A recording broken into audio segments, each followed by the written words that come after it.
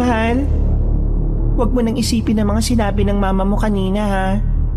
Para sa akin, ikaw pa rin ang pinakamasipag at pinakaresponsableng ama at asawa. Bisit kang tarantado ka? Paano mo nagawa sa akin to? Paano mo nagawang bastusin at pagnasaan ang asawa ko, ha? Magkaibigan tayo, Ramrod. Matagal na tayong magkaibigan. Ginagago mo lang pala ako tuwing magkakasama tayong tatlo. Wisit ka? Walang niya ka? Manyakis! Ibigay mo sa akin ang batang yan kung gusto niyong mabuhay kayo. Kabilang siya sa amin, dugo namin ang dumadaloy sa mga ugat niya.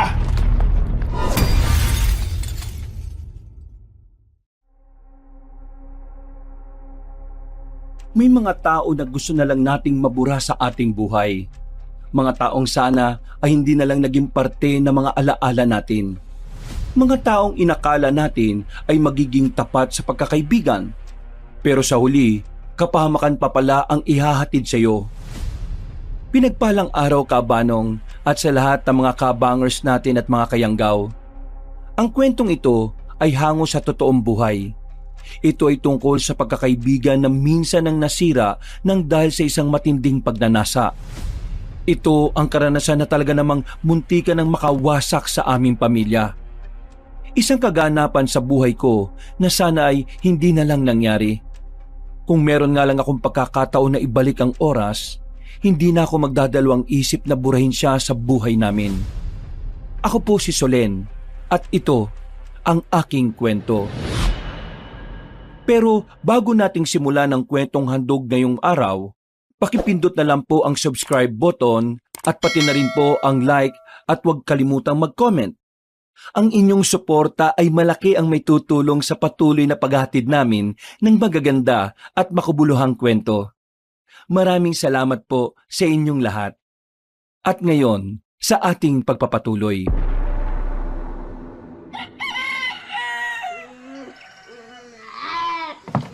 Visit naman buhay to, oh. Kaaga-aga ang ingay-ingay ng anak ninyo. Hindi niyo ba matuturuan niya na manahimik? Iyak ng iyak. Kaunting lang iyak na. Diyos ko, napakayakin naman yan. Naman, bata lang yan. Huwag niyo nang patulan. Ganyan talaga mga bata Para ka namang hindi dumaan sa pagkabata. Hoy, hindi ako ganyan kakulit. Hindi ako ganyan kaingay. Nung araw kapag maingay kami, pinapalo kami kagad na magulang namin. Iyang sa inyo, kinukonsinto nyo pa Kahit nung ikaw naman hindi ka naman ganyan kaingay. Sa nanay ata nagmanay ang anak mong yan. Ma, hindi mo naman pwedeng kumpara yung kabataan mo sa kabataan ni Tantan. Magkaibang henerasyon naman kayo Hindi kayo pareho ng kinalakihan. Ang sabihin mo na lang, hindi nyo kayang disiplinahin ang anak ninyo. Masyado nyo kasing bine-baby. Nay, dinidisiplina naman po namin si Tantan. At saka, ang pag-iyak naman po hindi naman po masamang bagay Mas maganda nga pong nailalabas ng batang emosyon nila. Hindi naman po masamang bata ang anak namin. Kaya lang naman po siya umiiyak May gusto siyang bilhin. Pero wala naman pong pambili. Yun lang naman po. Yan! Diyan ka magaling, Solen. Ang konsintihin ng anak niyong iyakin. Diyos ko! Kaya siguro sa'yo nagmana yung anak mo kasi ganyan ang pananaw mo. Ma, tama na. Tahimik na si Tantan Ikaw na ngayon ang maingay Sino hindi mag-iingay ha? Ang sarap pa ng tulog ko iistorben ako ng anak ninyo. Nakakabwisit ang buhay na ito. Bakit ba kasi hindi kayo bumukod? Nag-anak-anak kayo tapos dito pa rin kayo sa poder ko titira? Ito naman kasi si Solen. Alam mo namang walang magandang trabaho itong si Baron bumuka ka naman kagad. Hindi ka ba nag-iisip? Kung 9 years ago, nag-isip kang babae ka, hindi ganito ang buhay mo. Para mo naman sinabing wala akong kwentang tao niyan, ma. Ginagawa ko naman ang makakaya ko para maiahon sila sa hirap Bakit ba ganyan ang tingin niyo sa akin? Ay bakit? Masakit bang marinig ang katotohanan? Totoo naman hindi ba? Nag-asawa ka nang hindi ka handa. Tapos ngayon, sumisiksik ka sa magulang mo. Hindi ka ba nahihiya sa asawa mo, Baron? Gumawa ka ng pamilya kahit na wala kang kakayahan na bigyan sila ng maayos na buhay. Hindi naman po kami masyadong naghangad mula kay Baron. Ang gusto ko lang naman po simpleng buhay. Basta nakakakain ng 3 beses sa isang araw, masaya na po kami ron. Mabuting tao naman po si Baron eh. Masipag at responsableng asawa at anak. Yan! Sa ganyan ka talaga magaling, Solen eh. Ang konsentindi nitong asawa mo. Akala mo ba uunlad kayo sa ganyang kaisipan mong babae ka?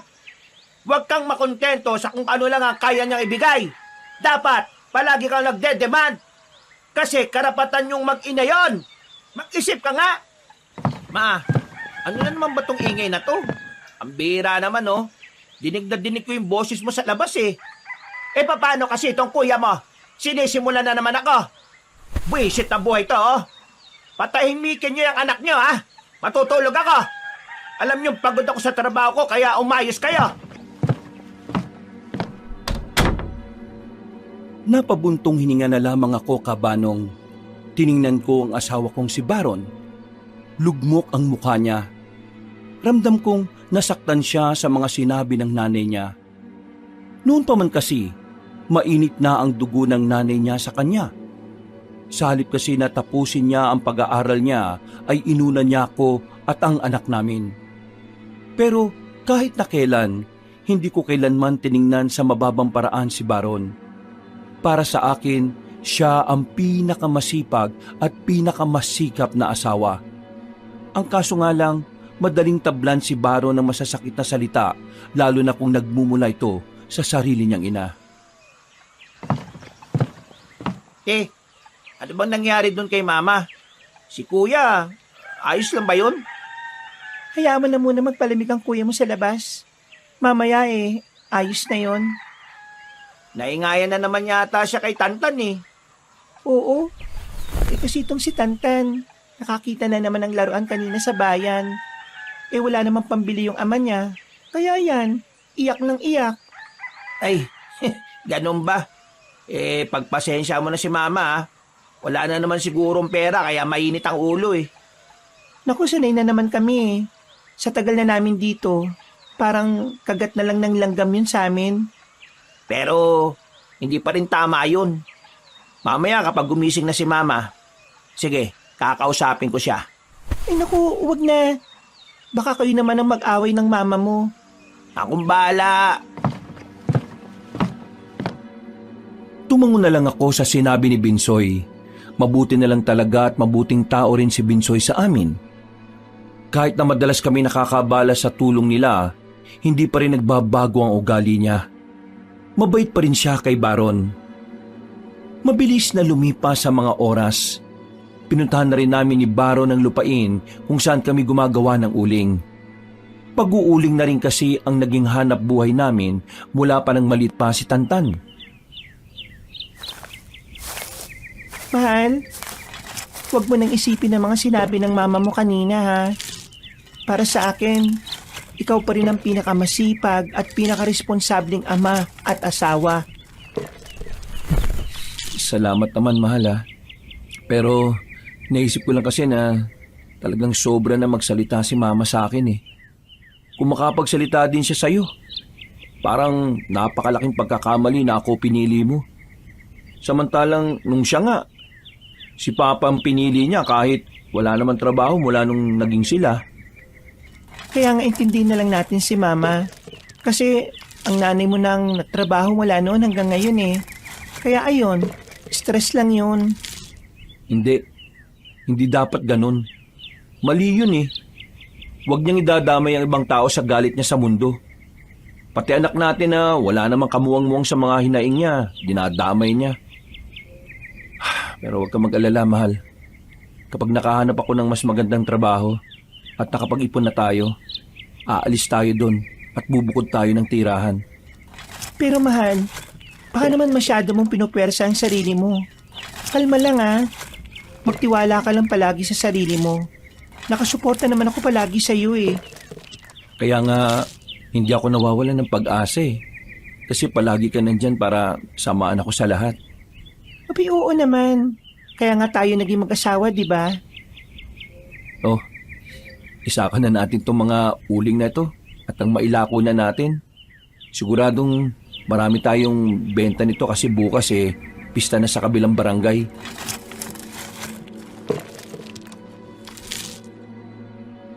Nagmamadali na naming isinalin sa sako ang mga tuyong uling na nagawa namin.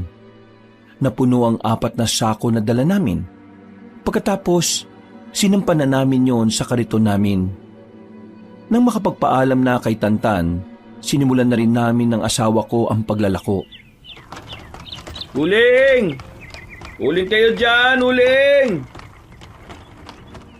Hindi pa kami nakakalabas ng barangay namin, isa na agad ang bumili sa amin, si Ramrod, kababata ni Baron. Kilala ko na rin siya matagal na. Mula kasi nang dumating ako sa barangay na yon, isa si Ramrod na palagi kong nakakausap noon. Uy, sipag talaga ng dalawang to. Ba, syempre naman, pre. Bawal ang tatamat-tamat sa ganitong uri ng lipunan, no? Ayos. 2 plastic nga, pre. Mukhang marami kang iihaw mamaya, ah. Hindi mamaya.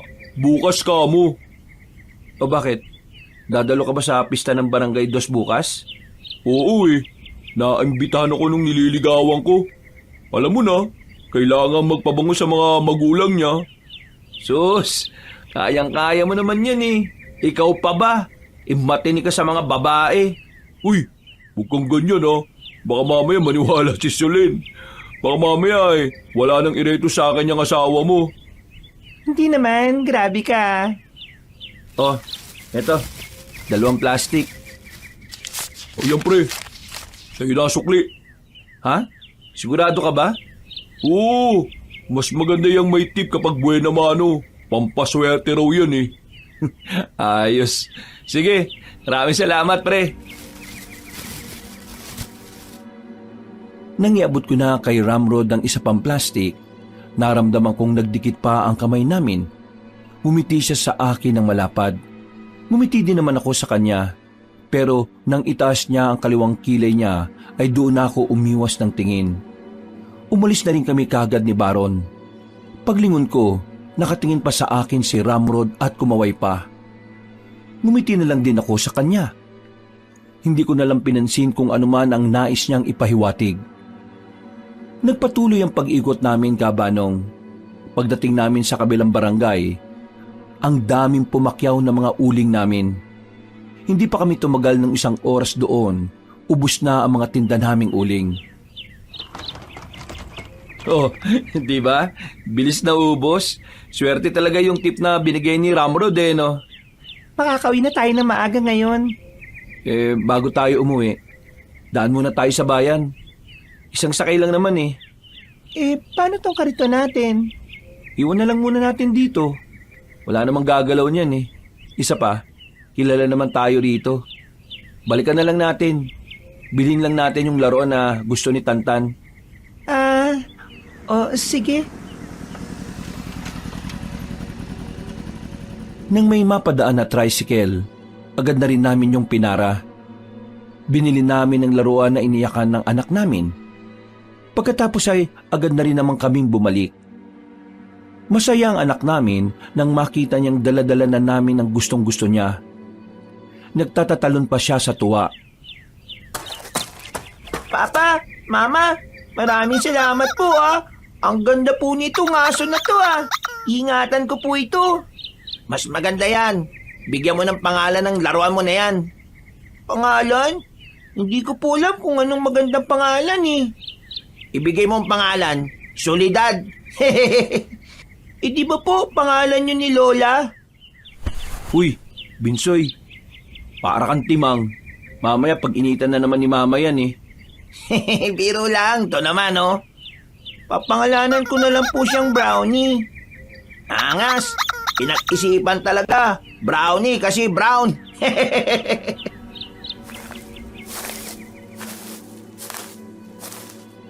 Bigla kaming natahimik sa tawanan namin nang dumating ang biyenan ko. Dala-dala niya ang mga pelangganang ginamit niya sa paglalaba. Nakatingin agad siya kay Tantan, nakasimangot, sa lubong ang kilay. Nakuha mo na ang gusto mo kaya itik ko muna ang bibig mo. Naintindihan mo? Opo, Lola. Wala na nga pera spoiled pa. Buisit. Imbis na ibili ng pagkain binili pa ng laruan. Ma, Huwag niyo namang sabihin ng ganyan ng anak ko. Ay bakit, hindi ba totoo? Eh sabihin na nating totoo. Sa tingin mo, maintindihan ka ng bata. Sinenyasan ko si Binsoy na ilayo na muna sa amin si Tantan. Nararamdaman ko na naman kasi noon na magsasagutan na naman ng mag-ina. Kaya hinawakan ko na sa braso ang asawa ko. Pero hindi pa rin nagpatigil si Baron. Eh anong gusto mong sabihin ko? Kasinungalingan na ayos lang maging maluho kahit na wala kang pera. Eh ano bang pagiging maluho na pinagsasabi nyo? Eh laruan lang yan eh. Bagay na kailangan ng bata para ma-enjoy niya yung buhay bata niya. Mas maluho pa nga yung pagbili nyo ng mamahaling damit eh, kahit wala na kayong pera. Eh ano naman sa'yo? Pera ko naman yung ginagamit ko rito. Eh ano din ang pakialam mo? Kung binilan namin si Tantan ng laruan, eh pera ko naman yung ginamit ko doon. Nangingiba ako sa inyo? Hindi naman ah. Aba, naninigaw ka ba? Eh kasi nakakagago na yung ugali nyo eh. Palagi nyo nalang pinag-iinitan ng anak ko. Wala naman siyang ginagawa sa inyo ah. Bata lang yan oh. Ano ba problema nyo, ma? Problema ko? Kayong lahat! Mga pabigat kayo rito! Hindi kami pabigat dito dahil hindi kami nanghihingi ng pera sa inyo. Lumayas na kayo rito! Lumayas na kayong tatlo rito! Mga sampid! Wala kang karapatan na palayasin kami rito ah. Dahil si Papa ang nagpatira sa amin dito. Sa madaling salita, hindi mo to pamamahay. Wala kang karapatan dito. Asawa ko ng tatay mo kaya meron akong... Hindi porke asawa ka, pwede mo nang gawin ang gusto mo. Wala kang pangalan dito. Wala sa batas ang pangalan mo para palayasin kami rito. Kaya sa ayon sa gusto mo, dito kami titira hanggat wala kaming kakayahang makalipat ng bahay. Kung ayaw mo kami makasama, edi ikaw ang umalis. Anong sinabi mo? Hindi mo narinig? Bingi ka ba? Ikaw ang umalis. Di ba ayaw mo kami makasama? Abay, ang kapal naman ng mukha mo magsalita ng ganyan ah. Akala mo kung sino ka? Eh wala na magandang patutunguhan ng usapan na to eh. Ganun na lang ang gawin natin. Kung ayaw mo sa amin, ikaw ang umalis. Kung ayaw mong umalis, magtiis ka na samahan kami rito. Inawat ko na ang asawa ko dahil nag-aalala na ako sa biyenan ko noong mga sandaling yun, Kabanong.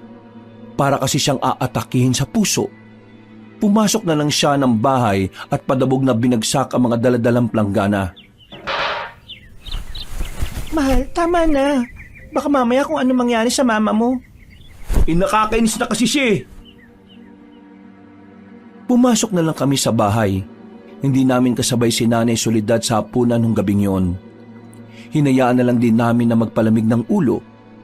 Mga bandang 10:00, naglatag na kami para matulog. Pero inabot na ako ng 12:00. Hindi pa rin ako inaantok. Bumangon na muna ako. Nagtungo ako sa kusina namin sa labas. Kukuha lang sana ako ng mainit na tubig para makapagtimpla na lang ng gatas. Pero hindi ko inaasahan na nasa bakuran namin si Ramrod. Nagulat ako sa kanya. Buti na lang ay hindi ako nakasigaw noon. Oh, Ramrod, anong ginagawa mo rito? Gabing-gabi na. Gising pa ba si pare? Naku, tulog na. Maaga nakatulog yun eh. Eh kasi may bibigay sana ako mga kamuting kahoy eh. Kaso nasa bahay pa. Gusto mo ikaw na lang ang kumuha? Ha? Ngayon? Eh sana, para bukas wala na akong iintindihin. Eh kasi gabing-gabi na eh. Hindi na ako lumalabas ng ganitong oras. Oy sige, bukas. Subukan ko na lang ihatid dito. Ay, bakit nga pala gising ka pa, Solen? Nang tingnan ko siya, hindi ko alam kung bakit ako nakaramdam ng pagkailang. Kahit kasi medyo madilim, pakiramdam ko ay nakatingin siya sa buong katawan ko. Saka ko lang din napagtanto na manipis ang duster na suot ko. Wala pa akong bra. Nakapantulog na rin kasi ako noon. Hindi ko rin naman kasi inaasahan na makakausap ko siya sa mga oras na yun. Ha? Kasi hindi ako makatulog eh. Magtitimpla lang ako ng gatas. Ganun ba? Oo eh. Malamig ang panahon ngayon ah. Hindi ka dapat nagsusuot ng manipis. Pantulog ko kasi to eh. Kung sa bagay na bagay naman sa iyo yung manipis eh. Maganda ka naman eh. Sige, Pasok na ako. Pero, hindi ka pa nakakapagtimpla. Bukas na lang. Hindi ko na siya nilingon pa, Kabanong. Bumalik na ako sa loob ng bahay.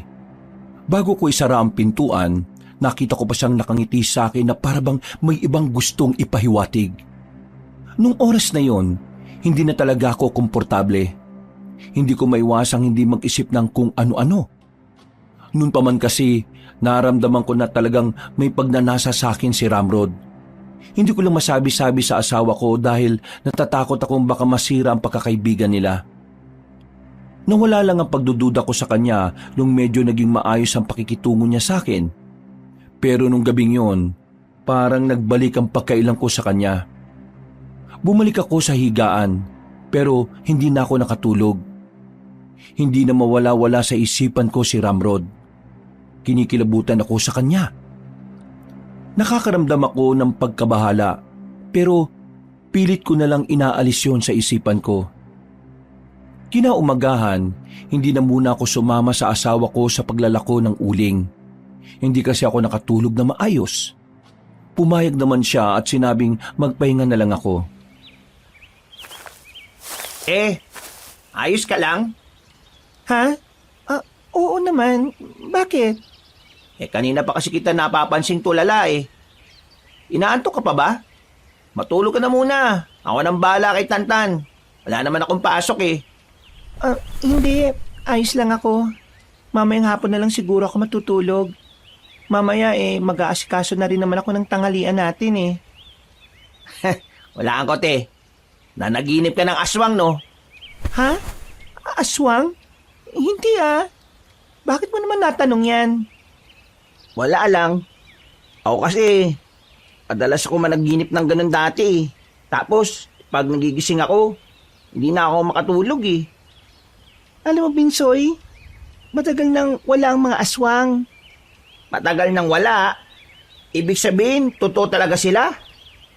Sabi nila, oo. Totoo daw mga yon. Lalo na sa mga lugar na kagaya ng lugar natin. Totoo daw yon. Sa mga probinsya sila madalas eh. Pero ngayon kasi, alam mo naman na medyo moderno na ang panahon natin. Ano kaya pakiramdam na makakita ng aswang, no?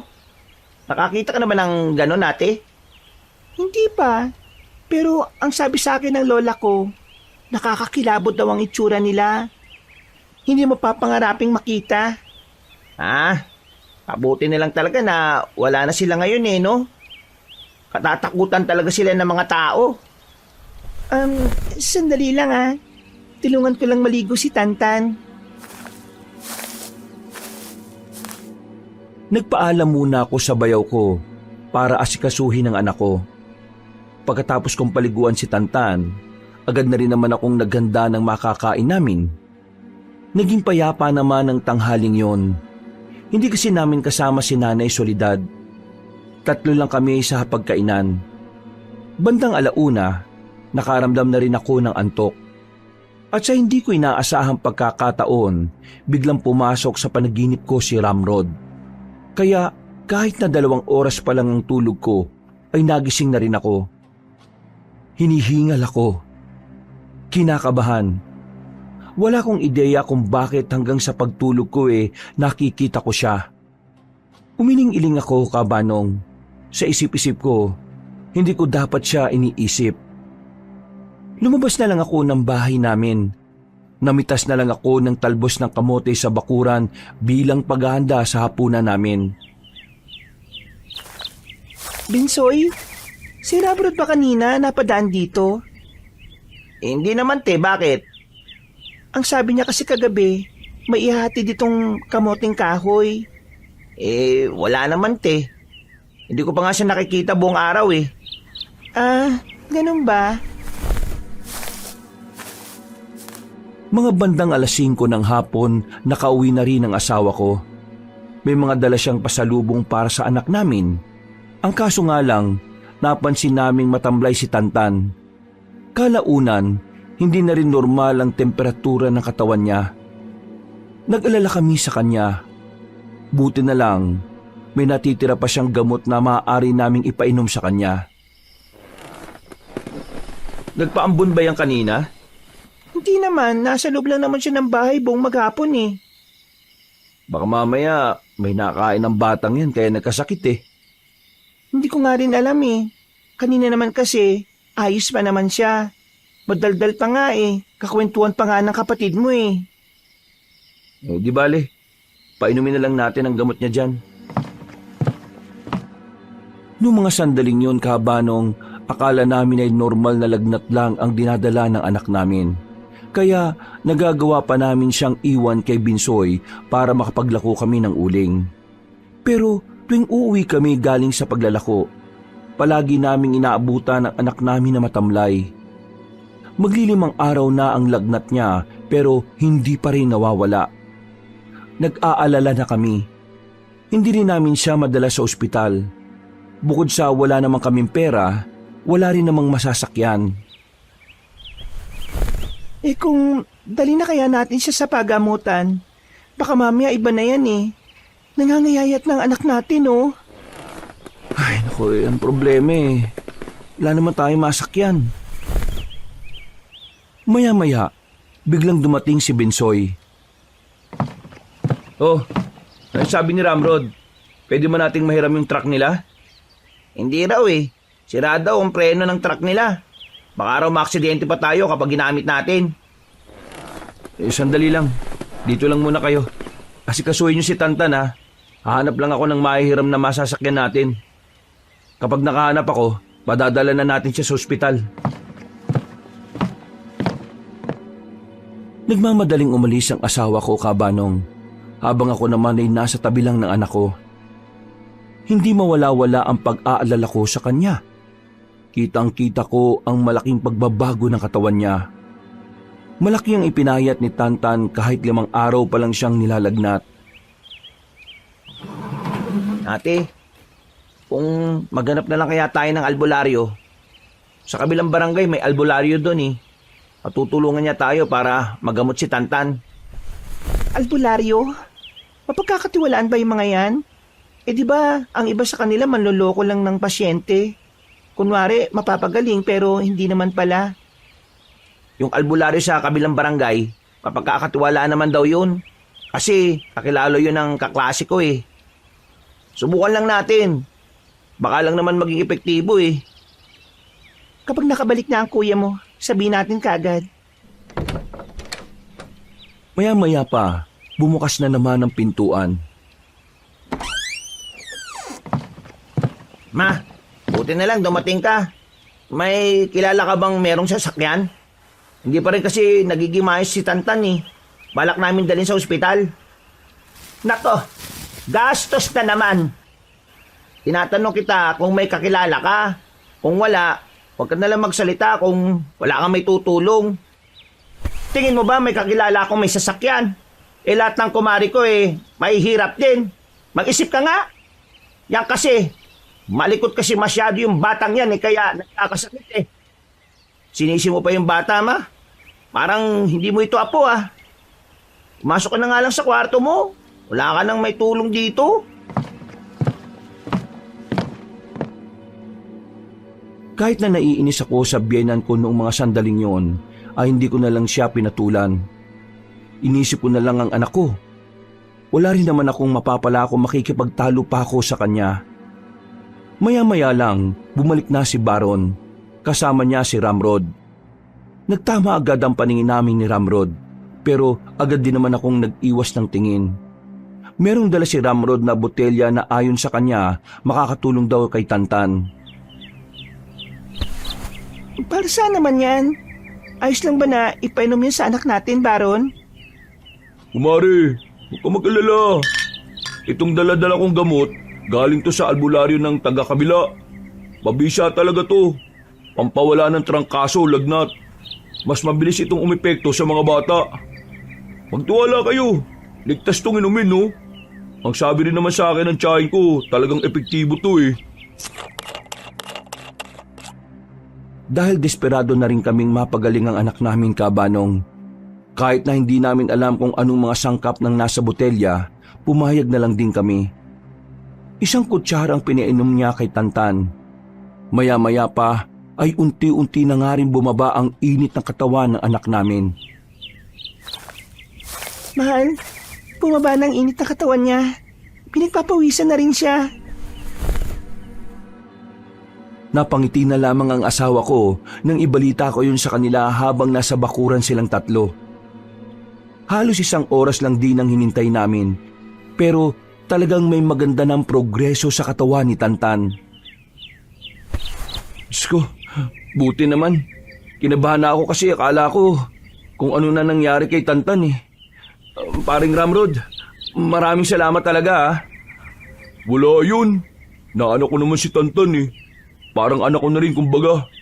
Kaya ginawa ko lang yun kasi mahalaga sa akin yung bata. Nakatingin na naman sa akin si Ramrod kaya sa ibang direksyon na lang ako tumingin kabanong. Sobrang naiilang talaga ako sa kanya. Lalong-lalo na kapag naaalala ko kung paano niya ako ngitian sa panaginip ko. Paglulutuan ko ng sabaw ang anak natin para mas mailabas niya pa yung lagnat niya. Ate Solen, ako nang bahala sa sabaw. Bantayan mo na lang si Tantan. Baka kasi bigla siyang magising eh, wala ka. Sige, maraming salamat, Bayaw. Nung gabing yon ay nakahinga na rin ako ng maluwag. Nang magising na si Tantan, parang himala na nawala na ang kanyang lagnat. Masigla na siya ulit kumain. Madaldal na rin. Nagtataka ako noon kung ano ba talaga ang gamot na pinainom ni Ramrod kay Tantan. Pero nagpasalamat na lang ako dahil madaling gumaling ang anak ko. Kinabukasan, naging normal na ulit si Tantan. Nakakapaglaro na rin siya. Hinayaan na lang namin para mas madali niyang maibalik ang nawalang lakas sa kanya. Bandang 10:00 ng umaga, bago kami kumain ay isang sermon muna ang namayanin na naman sa bahay. Ano nang gagawin mo sa buhay mo ngayon? Tatanga ka na naman dito sa bahay? Magiging pabigat ka na naman? May matino ka kasing trabaho. Bakit ka pa umalis-alis? Hindi ka talaga nakikinig sa akin kahit na kailan mo eh. Hindi ako umalis. Inalis ako. Eh siguro, may ginawa ka kasing katarantaduhan kaya ka inalis sa trabaho mo. Minsan kasi may kasamaan din ang ugali mo eh. Yan sigurong dahilan kaya ka tinanggalan ah. Malinis ako magtrabaho, ma. Wala akong ginagawang masama. Siniraan lang ako. Minsoy, ano ba talaga nangyari? Eh meron kasing nawawalang gamit sa trabaho. Di ko alam kung paano napunta sa bag ko eh. Alam ko, may nananabutay sa akin. Gusto nila akong alisin kasi naiinggit sila sa trabaho ko. Ako kasi, palaging pasado mga gawa ko eh. Sa kanila, puro palpak. Yan ang magagawa ko ron. Yung ebidensya, nakita mismo sa bag ko. Kahit na anong paliwanag ko eh. Hindi na talaga ako pinakikinggan ng manager namin eh. Lintik na manager yun. Palagay ko talaga kasabwat siya ng mga katrabaho ko eh. Lahat sila inggit sa akin eh. Sus, ang sabihin mo, ginawa mo talaga yon. Kilala kita, Binsoy. Nung nag-aaral ka pa, nagnakaw ka rin ng hindi sa'yo. Kaya hindi malabong noon yun. Oo, nagnakaw ako ng pera. Pero kaya ko lang namang ginawa yun kasi pinapapasok mo ko ng walang baon. Iba ngayon, may pera na ako eh. May maayos akong trabaho. Eh bakit ko gagawin yun? Isa pa, matagal ko na kinalimutan ng ganun. Hindi na ako kasing gago kagaya ng dati, no? Ma, seryoso ba? Naniniwala ka talagang kaya kong magnakaw? Sarili mong anak? Sus! Yan kasi ang napapala mo kapag madamot ka. Sarili mong nanay eh, hindi mo nga mabigyan. Sinosolo mo lang kasi yung kita mo. Eh kung ikaw lang naman ang nanay na bibigyan ko, ay abay wag na. Makasarili na ako, Aray! Isang malakas na sampal ang binigay ni Aling Soledad. Ang kapal ng mukha mo magsalita sa akin ng ganyan. Kung singiling kaya kita sa lahat ng sinakripisyo ko sa iyo naan. Alam mo, kung bibigyan lang ako ng pagkakataong ipanganak uli, mananalangin ako na sana hindi na lang ikaw ang maging magulang ko eh. Sabay alis ni Binsoy sa harapan ng kanyang ina. Huwag ka na makabalik-balik dito! Wisit! Hindi na kami nagsalita ng mister ko. Nung umalis na rin ang biyenan ko, saka na kami nagsimulang kumaing tatlo. Hinawakan ko na lang ang kamay ni Baron para pakalmahin siya. Lumipas pa ang mga araw. Madalang na lang umuwi si Binsoy sa bahay. Ang sabi niya sa amin, nakikitira na muna siya sa isa sa mga kaibigan niya.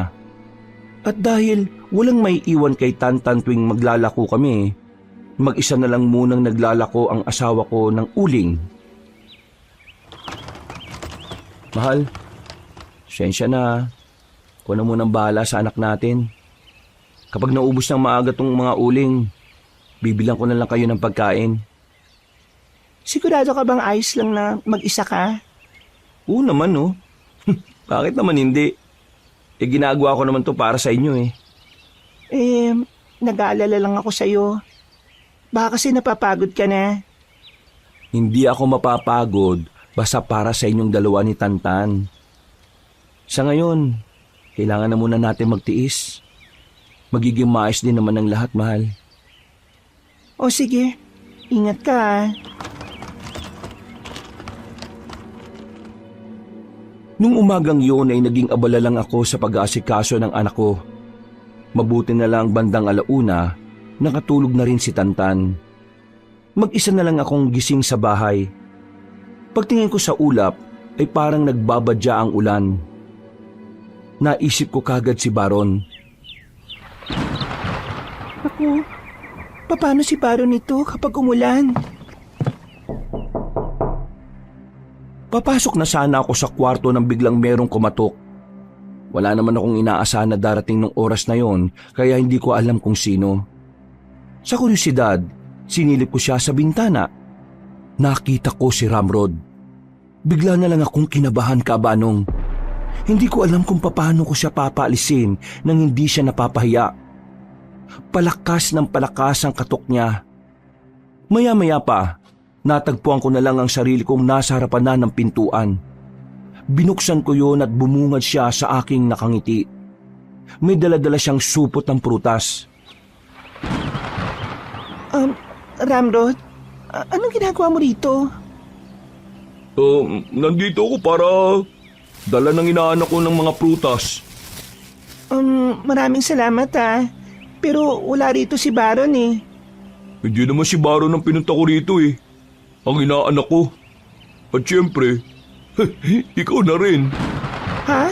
Ako? Oo, ikaw. Bakit? Masama bang kausapin ka rito eh? Ikaw lang naman ang makakausap dito. Si Aling Soledad naman, mahirap kausap yun, di ba? Medyo naiilang na ako noong mga sandaling yon. Pero hindi ko rin alam kung bakit hindi ko siya magawang paalisin. Umupo siya sa harapan ng lamesa. Ako naman ay nakatayo lang sa harapan niya. Oh, bakit naman ayaw mong umupo? Upo ka oh. Mag-usap lang tayo. Boring naman sa bahay eh. Ano bang pag-uusapan natin? Kahit ano. Huwag kang maya. Ano ka ba? Para namang hindi kita kumari. Wala akong maisip na pag-usapan eh. Solen, tingin mo, kung ako yung una mong nakilala, tayo kaya yung magkakatuluyan? Ha? Ano pinagsasabi mo dyan? Naitanong ko lang naman. Kasi nung nagkakilala kayo ni Baron, medyo close naman na tayo nun eh. Nagtaka nga ako nung bigla ka na lang umiiwas sa akin. Siguro dahil kay Baron, kasi syota mo na yun nun eh. Tapos, kaibigan ko naman siya. Ramrod, hindi ako komportable na pag-usapan itong mga ganito eh. Kung ayos lang, umuwi ka na muna. Nagbabantay kasi ako sa anak ko eh. Ha? Okay. Uwi na ako. Pero Solen, ang sexy mo ngayon ha. Tumawa pa siya sa akin ng nakakaloko matapos tingnan ng buong katawan ko. Kahit na maayos naman ang suot ko at hindi kabastos-bastos, nagawa pa rin talaga niya akong pagnasaan. Pag-alis niya, nakahinga ako ng maluwag. Habang patagal ng patagal, paiba na ng paiba ang nararamdaman ko sa kanya. nakakatakot, nakakakilabot. Hindi niya iniisip na asawa ko ang kaibigan niya. Pero kahit na gano'n na nangyari, hindi ko pa rin yung sinabi kay Baron. Natatakot kasi ako na baka biglang magkaroon ng malaking gulo kapag nalaman niya. Kaya habang kayo ko pang tiisin, inililihim ko pa rin. Lumipas ang ilang araw, nagpatuloy lang si Ramrod sa mga pahaging niya. Hindi ko nalang pinapansin, Kabanong, pero pansamantalang nawala sa kanya ang atensyon ko dahil sa mga nangyayaring kababalaghan sa amin. Sa mga nagdaang araw kasi, hindi lang ako, kundi pati na rin ang anak ko ang nakakaramdam na parabang may nagmamasid sa bahay namin. Mahal? Mahal? Oh, bakit mahal? Naririnig mo ba yun? Ha? Ang alin? Parang may naglalakad sa labas eh. Mahal, natural lang na may maglakad sa labas. Daanan yun eh. Hindi. Ibig kong sabihin, dito sa bakuran natin. Parang may tao eh. Ang daming kaluskos eh.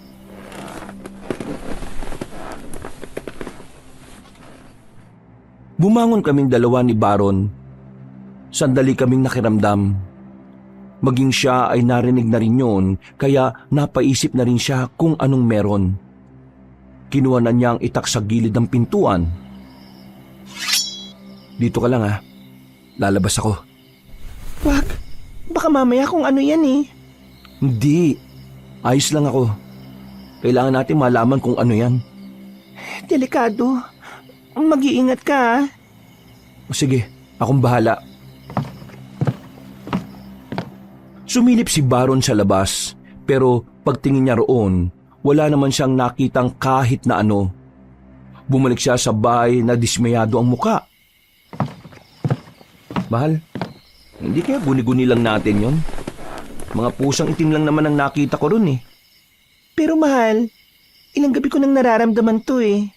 At hindi lang ako ah. Kahit ang anak natin, si Tantan, naririnig niya rin to. Nung nakaraan, ginising niya ako. Ang sabi niya, may nakikita siyang nakatayo sa labas. May mga anino raw. Eh bakit ngayon mo lang to sinasabi sa akin? Eh kasi masarap na ang tulog mo eh. Ayaw na kitang abalahin o gisingin. Eh ano pang nararamdaman at nakikita nyo? Kagabi, meron naman akong narinig na parang tunog ng paniki sa may bandang kusina natin. Tapos nung bugawin ko eh, bigla nang nawala. Ay nako, kung ano man yung mga yan, mahayayari sa akin yung mga yan. O sige na, balik na sa kwarto. Akong bala. Magbabantay ako. Patulog ka na. Ako na lang ang magbabantay. Maglalako ka pa ng uling natin bukas eh. Hindi na muna ako maglalako. Mas mahalaga sa akin ang kaligtasan yung mag-ina ko. Hindi na rin ako nakatulog ng oras na yon, Kabanong. Wala rin namang nagpaparamdam na kakaiba sa mga sumunod na oras. Sumapit ang umaga ay sakalang napanatag ang kalooban ko.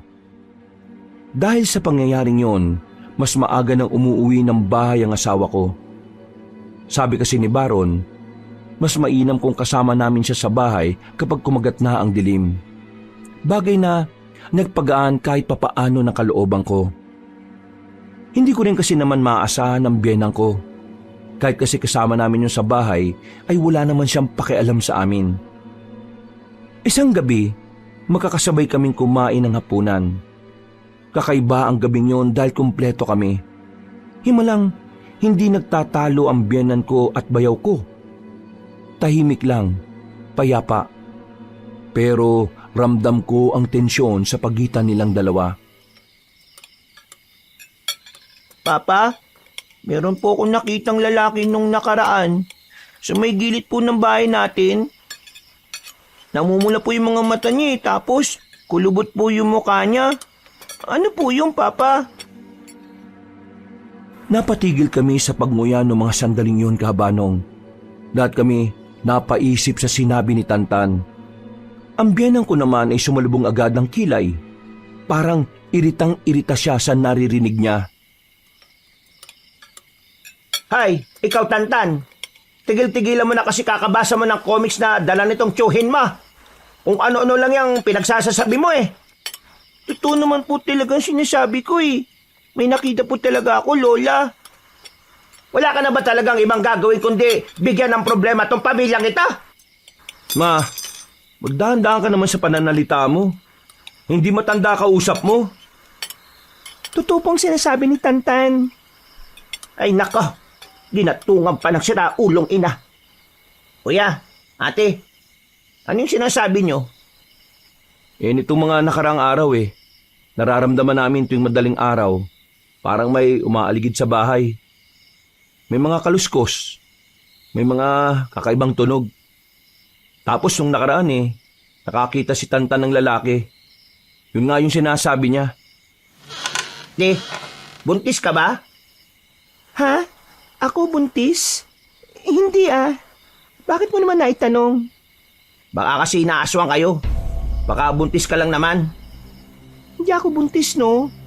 Wala na nga kaming oras sa ganun eh. Isa pa, kontento na kami kay Tantan.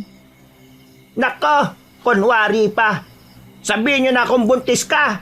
Hindi yung magkakaila ka dyan tapos lolobo na lang bigla yung tiyan mo.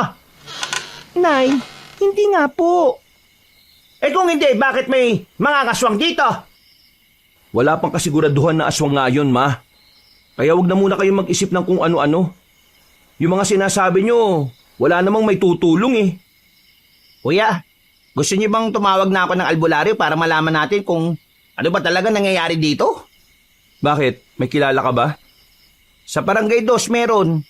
May kaklase ako ron Sabi niya, meron daw albularyo sa kanila na magaling. Baka lang naman matulungan niya tayo.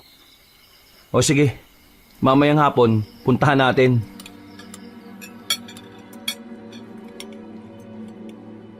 Mabilis na lumipas sa mga oras at dumating na rin ang 4:00 ng hapon.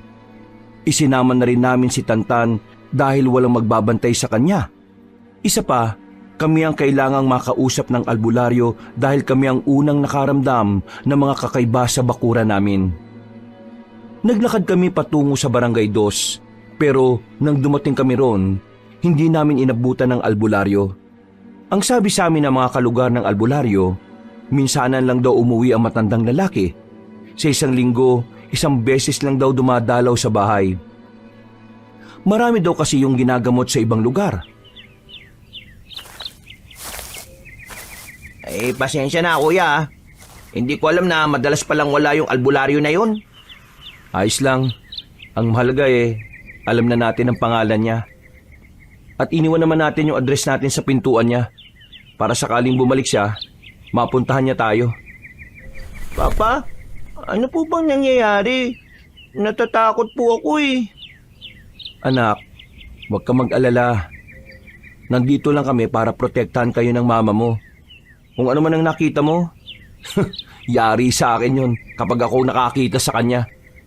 Tantan, sasapuin ko yun. Huwag kang matakot. Kahit na papaano, nababawasan ang takot ng anak ko dahil sa mga naririnig niya sa dalawa. Pero ako, nanatili ang kaba ko. Naiisip ko kasi na kung sakaling aswa nga ang mga nararamdaman namin, tingin ko may kakaiba talagang nangyayari sa bahay. Wala kasi kaming maisip na dahilan para guluhin kami ng aswang. Hindi ako buntis, Kabanong. Wala rin namang sakit ang anak ko. Mas lalong wala namang kaming inagrabyadong iba. Gulong-gulo ang utak ko noon. Sumapit ang kinagabihan, kinakabahan na ako. Pakiramdam ko kasi tuwing sasapit ang dilim ay may mangyayaring masama. Kapag natapos na kayo dyan, kain na tayo ah. Matatapos na rin ang niluluto ko. O konti na lang to at tatapos na rin. Dahil dito, madali tayong maaalarma na nandyan na sila. Naglagay sila ng mga taling may mga lata para kung sakaling masagi o mahawakan ng mga nilalang ang lubid, makakalika sila ng ingay na maaaring makabulabog sa amin. Maya-maya pa, sabay-sabay na rin kaming kumain. Wala ang biyanang ko noon kaya medyo payapa ang hapunan.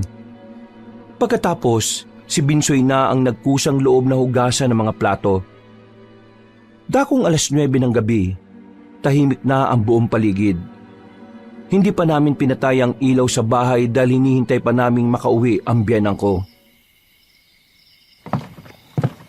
Itong nanay natin, wala rin sa ayos no? Sinabi naman natin na may mga nararamdaman nga tayong kakaiba sa bakuran natin. Yung pa talaga hindi umuwi na maaga. Saan naman na kaya napadpad yung matandang yun? Huy, bibig mo, Binsoy. Nanay pa rin natin siya. Konting respeto naman. Nakakainis na kasi. Parang nananadya na lang palagi. Hindi ko alam kung anong problema niya Galit sa mundo. Tapos dinadamay tayong lahat. Bayaw, hayaan mo na. Ganun talaga matatanda. Ha? Mahal? Ano yun? Binsoy, silipin mo nga. Nakalansing yung mga lata. Kuya, naiba forma ng mga nilagay natin. May gumalaw. Mahal, bantayan mo si Tantan sa kwarto. Kami na rito. Mahal, baka naman mapano kayo. Hindi, akong bahala. Pumasok ako sa silid namin. Binuksan ko lang ang pintuan para makita ko pa rin sila sa sala. Maya-maya pa, lumabas na rin si Baron kasama si Binsoy. Pareho na silang may hawak-hawak na itak. Kabadong-kabado na ako noon, Kabanong. Wala akong ibang magawa noon kundi magdasal na lang. Mama, ano pong nangyayari?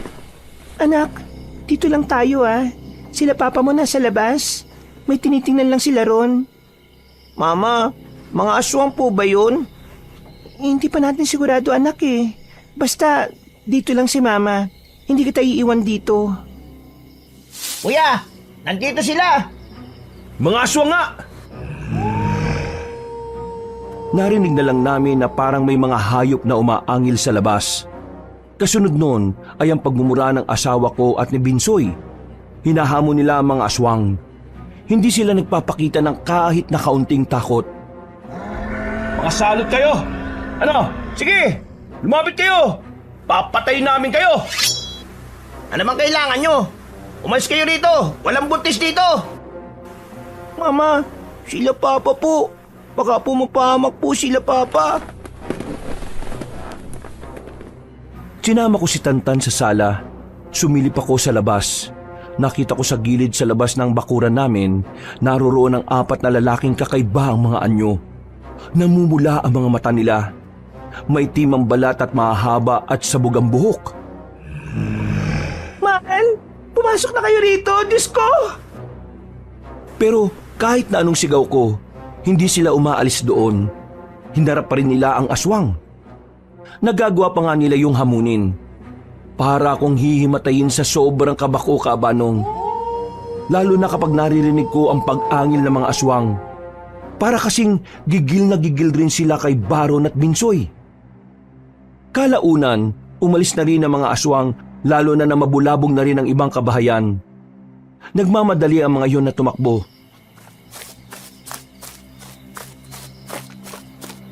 Mahal, mas lalo nyo lang silang ginalit Hindi. Tama lang ang ginawa namin. Dapat silang masindak sa atin. Kung pasisindak tayo sa kanila, mas lalo lang silang magkakaroon ng lakas ng loob na guluhin tayo. Ang tanong ngayon, bakit? Bakit may aswang dito? Akala ko, matagal na silang wala. At kung ngayon lang sila lumitaw ulit, anong meron at bakit dito sila sa atin ang gugulo? Kuya, sigurado ko bang wala kang nakaalitan habang naglalako ka? Wala. Ang bait-bait ko nga Halos lahat naman ng napagbebentahan ko, mga kakilala at suki ko na rin. Ikaw ate.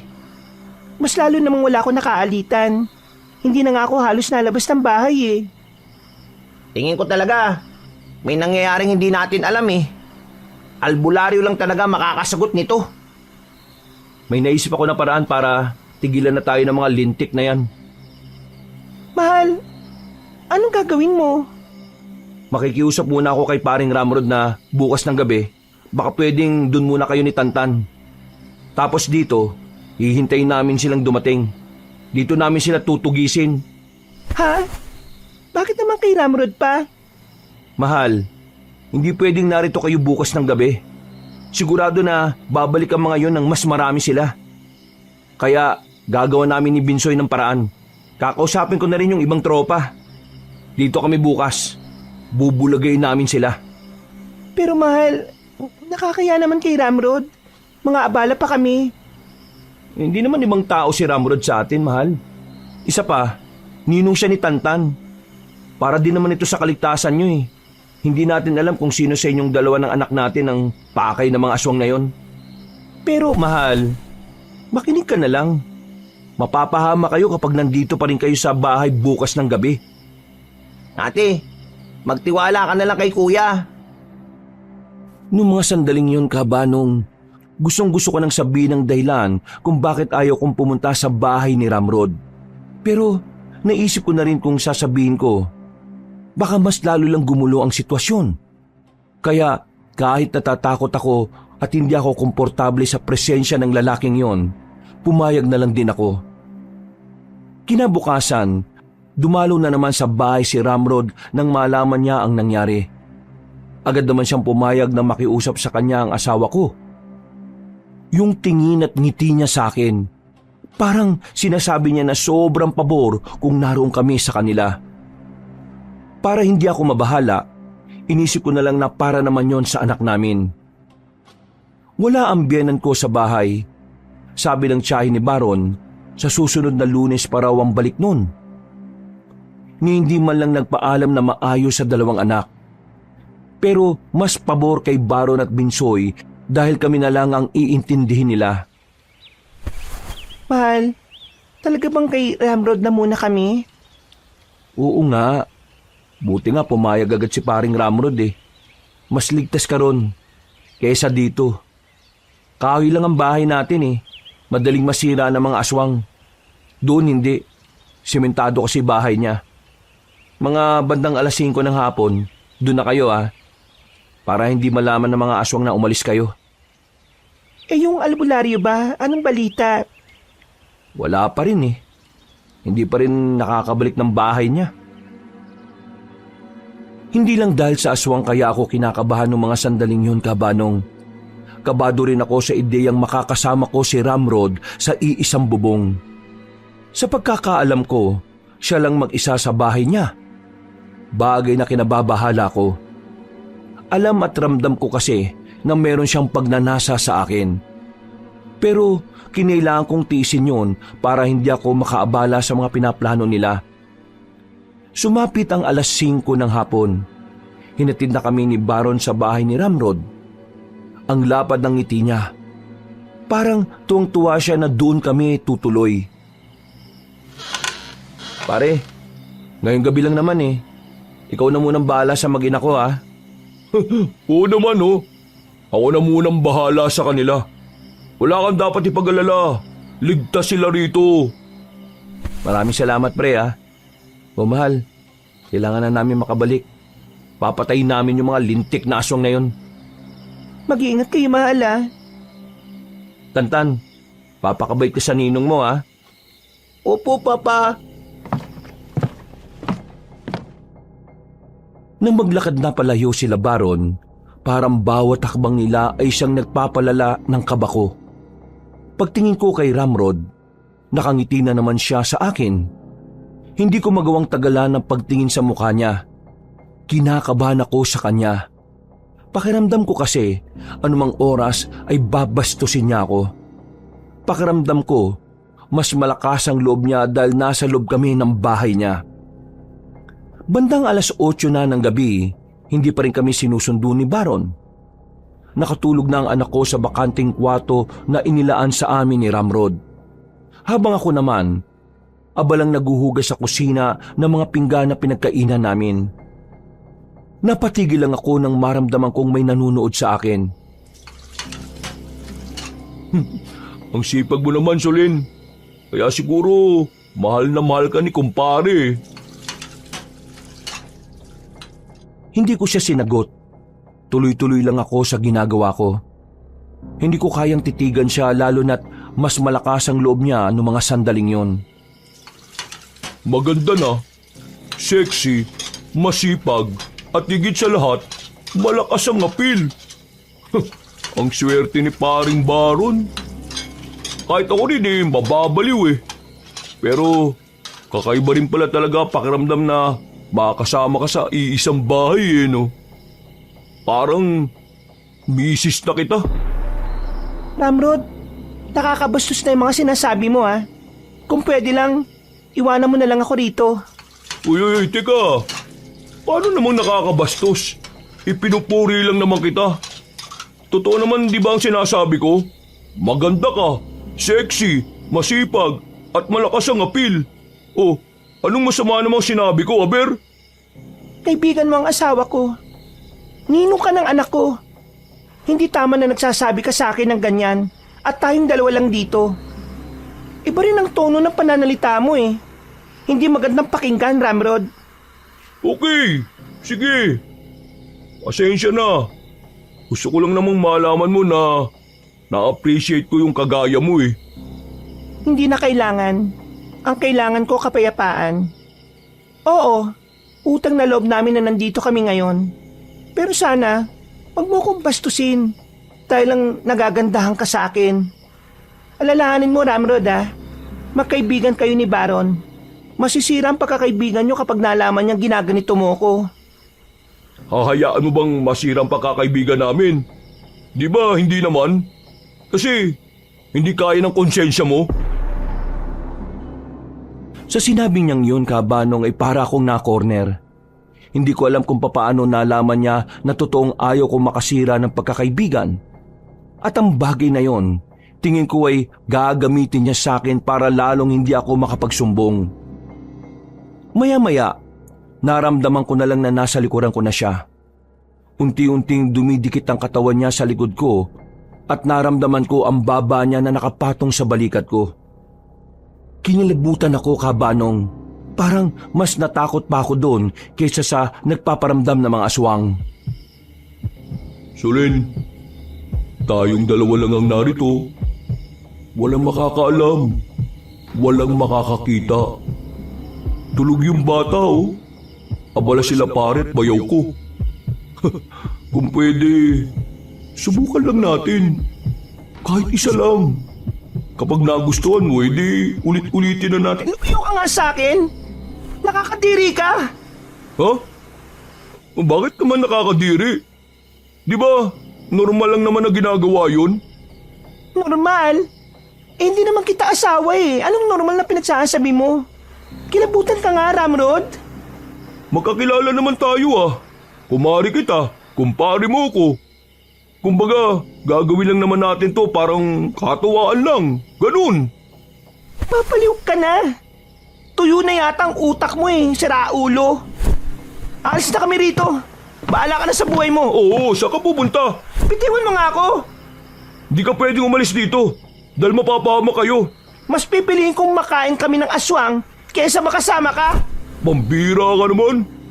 Gusto mong aswang ang kumain sa'yo kaysa akong kakain sa'yo? Hindi ka. Anong gagawin mo? Magsusumbo ka sa kanya? Bakit? Kaya mo bang masira ang pagkakaibigan namin? Wala kang karapatang maging kaibigan ng asawa ko. Bastos ka. Manyaki sa traidor. Aalis na kami rito ng anak ko. Kakalabas ko lang ng kusina nang biglang makarinig kami ng malakas na katok. Napatigil ako. Kakaiba kasi ang katok. Parang nagdadabog. Marahang lumapit si Ramrod doon. Sumilip din ako sa bintana. Pagtingin ko roon, napagtanto kong hindi mga tao ang naroroon kundi mga aswang. Aswang? Dito sila? Buisit! Anong ginagawa ng mga tarantadong yan? Mga istorbo eh! Tumakbo agad ako papunta sa silid kung saan naroon ang anak ko. Ginising ko kagad si Tantan at kinarga. Habang si Ramrod naman, meron siyang kinuwang baril sa kwarto niya. Noong mga sandaling yon, Kabanong, mas lalo akong natakot. Natakot ako kasi malabong makalis kami dahil baka gamitin yun sa akin ni Ramrod. Natatakot ako kasi baka kapag lumabas naman kami, makuha kami ng aswang. Bakit ba kayo hinahabol ng mga aswang na yun? Hindi ko nga alam eh. Buntis ka ba? Hindi. Buisit! Pasira ng moment eh. Diyan lang kayo Papatayin ko muna tong mga lintik na ito. Binuksan ni Ramrod ang pintuan. Pinagbababaril niya ang mga aswang sa labas. Nakita ko pang nagpulasan ng mga yon. Pero wala namang tinamaan. Habang nagkakagulo sila, humanap ako ng paraan para makatakas doon. Napatingin ako sa bandang likuran ng bahay. Meron ding lagusan doon kaya agad akong tumakbo habang karga ko si Tantan. Kahit may bakod, tinawid ko yun. Wala na akong pakialam kahit sumabit pa ang hita ko sa alambre. Sa sobrang taranta, hindi ko na maramdaman ng sakit. Iniwan namin si Ramrod habang nakikipaglaban sa mga aswang. Nang nasa kalsada na kami, nakasalubong namin ang mister ko at ang bayaw ko. Kasama nila ang ibang tropa nila. Iyak ako ng iyak, Kabanong. Hindi ako makapagsalita. Hindi ko alam kung ano ang uunahin kong isumbong sa kanya. Mahal, bakit lumabas kayo rito?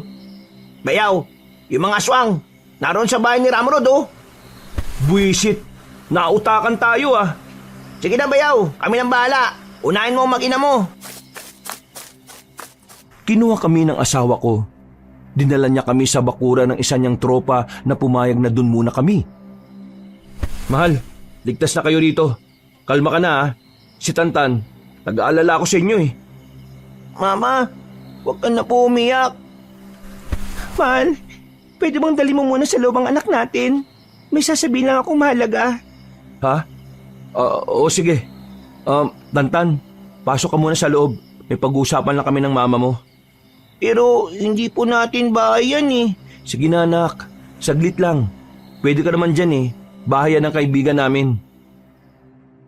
Pagpasok ng anak namin doon, hindi na ako nagsayang pa ng oras. Sinimulan ko na kagad sabihin kay Baron kung ano ang mga ginawa sa akin ng kumpare niya. Mahal, sigurado ka ba? Matagal ko na kaibigan si Ramrod. Hindi ko siya nakilala sa ganun. Ibig ba nitong sabihin sinasabi mong gumagawa ako ng kwento? Tingnan mo ako, Baron. Takot na takot ako. Hindi dahil sa mga aswang. Takot ako dahil sa kanya. Baron, matagal na niya akong binabastos. Matagal na niya akong pinagpapantasyahan. Hindi ko lang sinasabi sa iyo noon kasi ayaw ko masirang pagkakaibigan niyo Pero ngayon, hindi ko na kaya. Hindi ko na matiis. Dumating na siya sa puntong gusto na rin niyang gawin namin ang ginagawa natin bilang mag-asawa. Mahal, hindi mo kilala ang kaibigan mo. Demonyo siya, manyakis, siraulo at manloloko. Hindi mo na siya dapat maging kaibigan. Masama siyang tao. Hindi mo lang alam. Tarantadong Ramrod yun Kapal ng mukha niyang traidorin ako at bastusin ka. Patayin ko siya. Huwag gayon, mahal.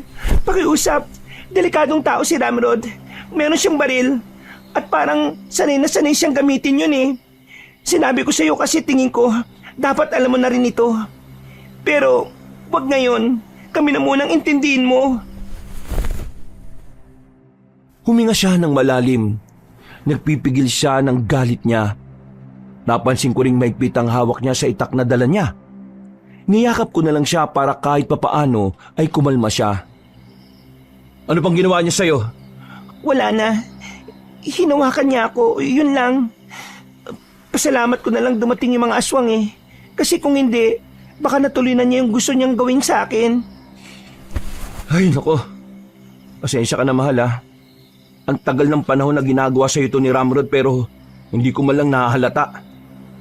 Wala kang kasalanan, mahal.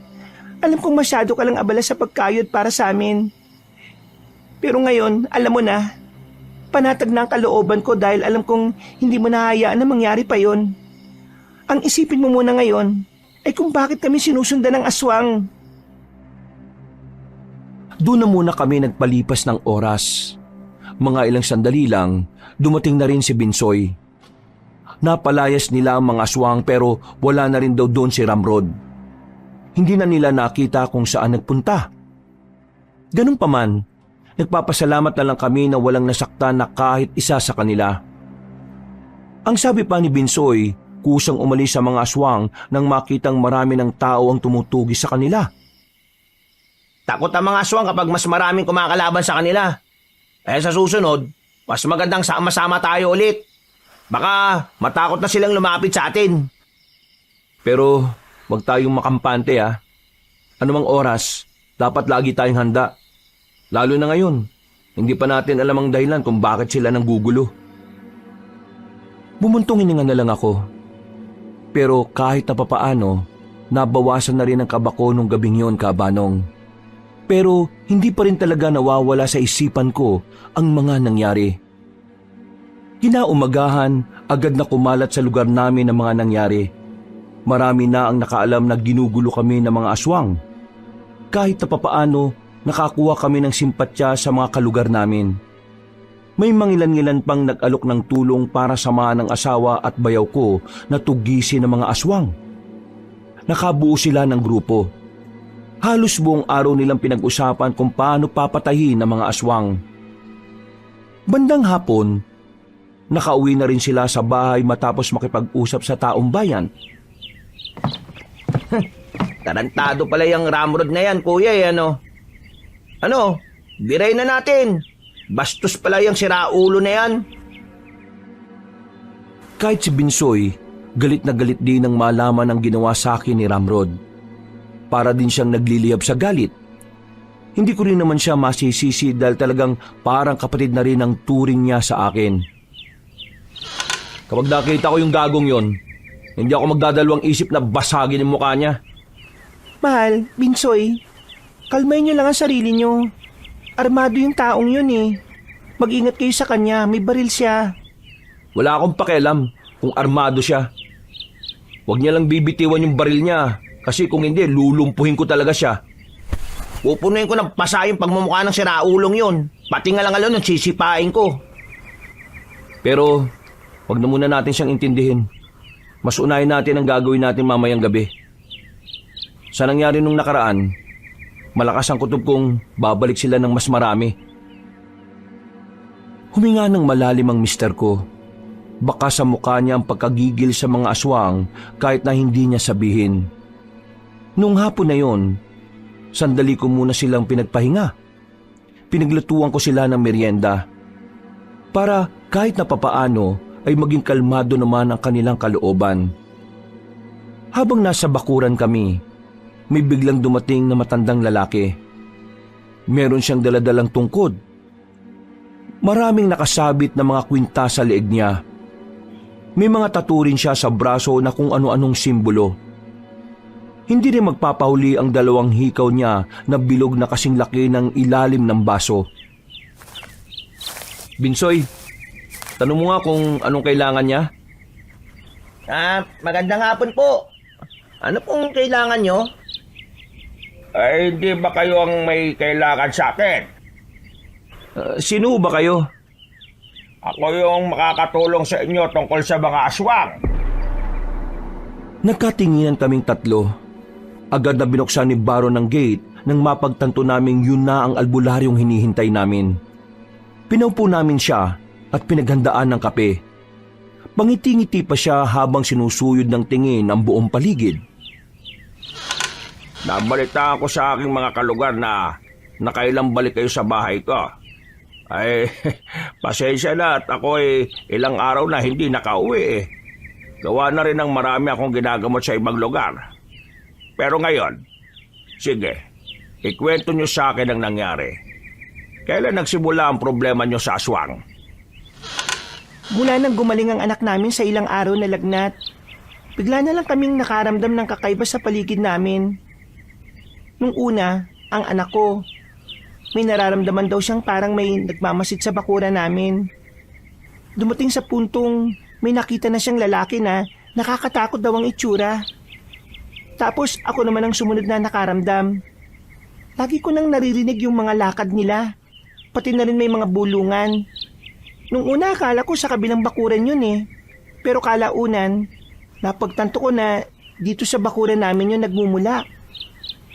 Hindi po namin alam kung bakit bigla na lang nanggugulo mga aswang sa amin. Hindi naman po ako buntis.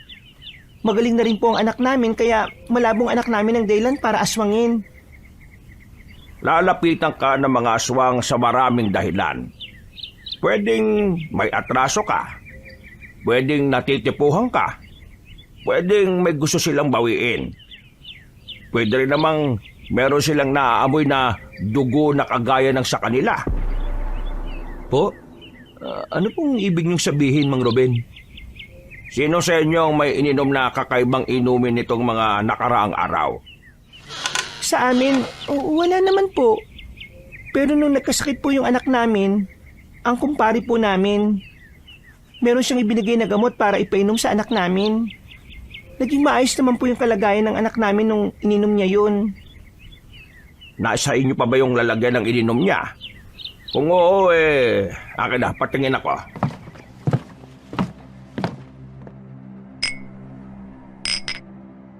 Agad na kinuha ni Binsoy sa loob ng bahay ang natitirang gamot na nasa maliit na botelya. Pag-abot pa lang kay Mang Ruben, kita naming napailing na kagad siya. Yung reaksyon ng mukha niya ay parang nababahala. Bakit po? Ano pong problema sa gamot na yan? Ang bagay na ito ay hindi isang gamot. Ito ay likido na ginagamit ng mga aswang kapag meron silang bibinyagan na bata sa lahi nila. Ang sino mang makakainom nito ay mangangamoy aswang sa pang-amoy nila. Teka lang, paano yan? Aswang na yung bata? Aswang na yung pamangkin ko? Hindi siya aswang. Kagaya ng sinabi ko, magiging amoy aswang ang makakainom nito. Kapag naging amoy aswang na ito, iisipin ng mga aswang na kauri na lang ang uminom nito. Dahil yun ang paniniwala nila. Pinapainom kasi nila yan para markahan ang isang aswang na pag-aari nila. Para ihanda na sa tunay na tinatawag nilang paghahandog. Ang ikalawang hakbang pagkatapos ng kanilang binyag. Kaya gumaling ang anak nyo sa sakit. Dahil maraming magandang benepisyo ang mga inihalong katas ng halaman sa likidong yon. Ang kaso nga lang, meron ding dugo ng aswang ang nariyan. Pero maliit na porsyento lang naman, kaya hindi magiging aswang ang anak ninyo. Pero ano po ang pwedeng gawin natin para hindi na siya guluhin ng mga aswang? Sa ngayon ay hindi ko pa alam. Kaya mas mainam na iwan nyo sa akin ang bata para maobserbahan at mapag-aralan ko kung ano ang dapat na gawin. Yun kung papayag kayo. Sige ho, papayag kami. Kung yun lang ang tanging paraan para maging maayos ang anak namin. Papayag ho kami. 1 oras na lang at sasapit na ang gabi. Sumama kayo sa akin papunta sa bahay ko. Ipaliwanag nyo sa anak nyo ang mga gagawin natin para hindi siya matakot sa akin. Mang Ruben, hindi po ba masasaktan ng anak ko sa gagawin niyo? Hindi ko alam. Hindi ko pa alam ang gagawin Aalamin ko pa lang. Pero kung sakali mang masasaktan siya, gagawin ko makakaya ko para hindi siya mahirapan. Sige po, maraming salamat po.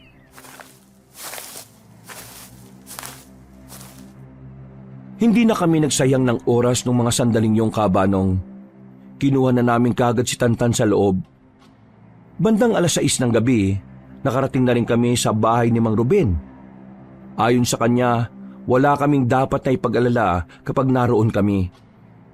Ligtas daw kami roon dahil kahit na kailan, wala pang aswang ang nagtangkang lumapit sa bahay niya. Isa pa, hindi naman daw makakalapit ang mga aswang sa dami ng mga pangontra niya sa paligid. Mang Ruben, kayo na po bahala sa anak namin ha. Kailangan po namin bumalik ng kapatid ko sa baryo Inaasahan kasi naming babalik ang mga aswang. Tutugisin niyo ang mga aswang. Sandali lang. Eto, dalhin niyo to. Ano po bang mga to? Hindi yan basta tubig lang. Ipapahid mo yan sa katawan ninyo para hindi nila kayo mahawakan. Pwede niyong bigyan din ng mga kasamahan ninyo. Huwag niyong sayagin mahirap mahanap yan. Sige po, maraming salamat po dito. Umalis na rin ang mister ko at ang bayaw ko. Naiwan ako roon kasama ang anak ko at si Mang Ruben. Dahil malamig na sa loob, sa maliit na sala kami nag-usap na matandang albularyo.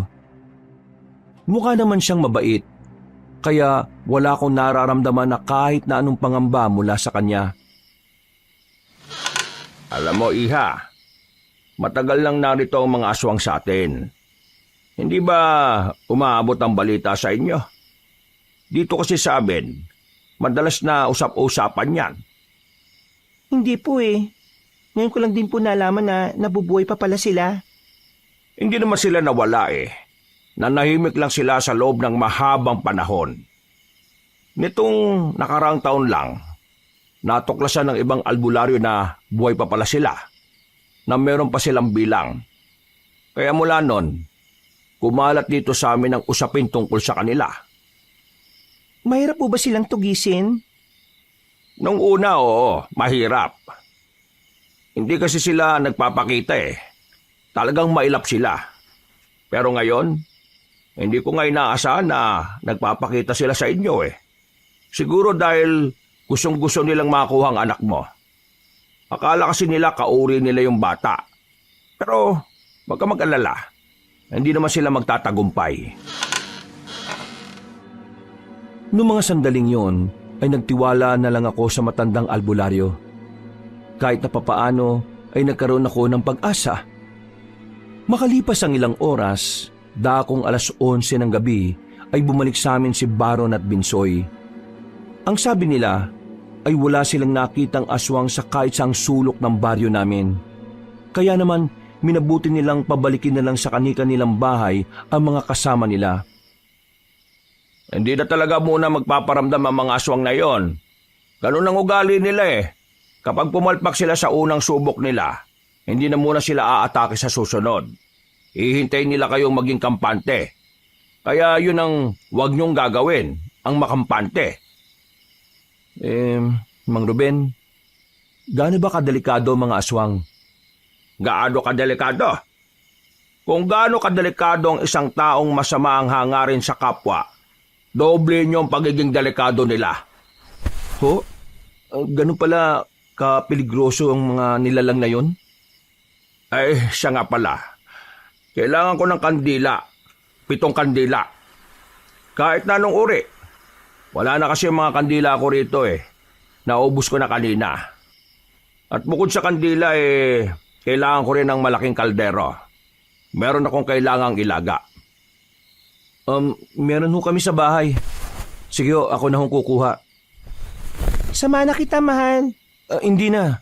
Delikado eh. Sasama ako. Mas hindi ako mapapakali kapag mag-isa ka lang na umaalis. Si Binsoy na lang ang isasama ko. Tulog na si Binsoy sa loob eh. Ako nang bahalang sumama sa'yo. Sige na. Isama mo na ang asawa mo. Binigyan ko na siya ng proteksyon. Hindi rin maawakan niya ng aswang.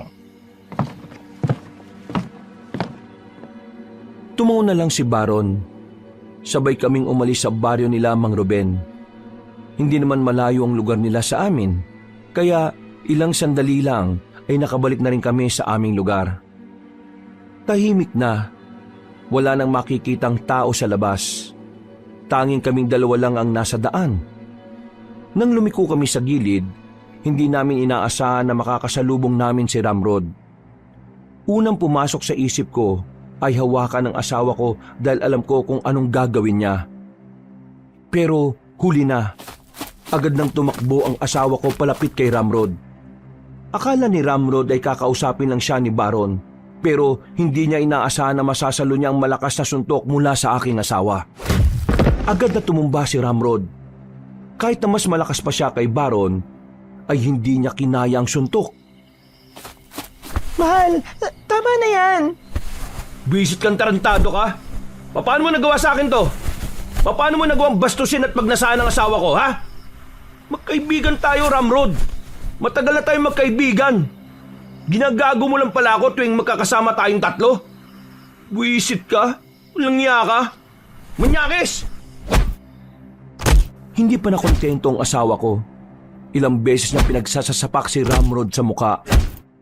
Kahit na ilang beses nang bumabangon si Ramrod ay bumabagsak ito ulit kapag sinusuntok ng mister ko. Nang awatin ko si Baron, biglang bumunot ng baril si Ramrod. Mas bisit ka! Mas naula ka lang nakilala ng babae niya kaysa sa akin. Pero kung ako na makilala niyan, kami magkakatuluyan yan. Masyado ko lang kasing mapapil eh. Inunahan mo kaagad ako sa kanya. Kahit ikaw ang unang makilala ko, hindi ako makakagusto sa'yo. Malayong malayo ka sa ugali ni Baron. Si Baron, mabuting tao. Ikaw, hindi. Siya nagsisikap sa buhay. Ikaw, hindi. Mas pinili mong gumawa ng kalokohan para mas madali kang magkapera. Tanggapin mo na lang ang katotohanan na kahit mas marami kang pera kaysa sa kanya, mas maraming taong nagmamahal sa kanya. Sa'yo, wala. Kasi masama ang ugali mo eh. Makasarili ka. Manyakis ka. Manahimik kang babae ka. Kunwari ka pa. Gusto mo rin naman ako numpe. Kung di ka nga lang naanakan ni Baron, baka sa akin ka bumuka ka eh. Di ba? Aminin mo na. Mukha ka rin naman pere. Ikaw ang manahimik. Malala na yung utak mo eh. Ang galing mo nang gumawa ng imahinasyon mo. Sa utak mo lang yung nangyayari, no? Kahit na kailan, hindi ako papatol sa'yo. Wala akong pakialam sa pera mo dahil kahit mag-uuling lang kami, kinakaya naming mabuhay na dalawa. Kinakaya niyo mabuhay? Huh! Tingnan natin kung kayanin niyo pang mabuhay ka binaril ko kayong dalawa. Sige, gawin mo! Gawin mo! Puro yabang ka lang naman eh. Hindi mo yan kayang gawin kasi kahit na kailan, wala kang bayag para gawin yan. Puro ka lang sindak. Nagpapanggap ka lang na maangas eh. Nanghiram ka lang ng tapang sa baril. O ano? Tama naman ako, di ba? Di ka makapagsalita dyan. Kasi tama ako. Tama ka? Eto, tatama ka sa akin ngayon.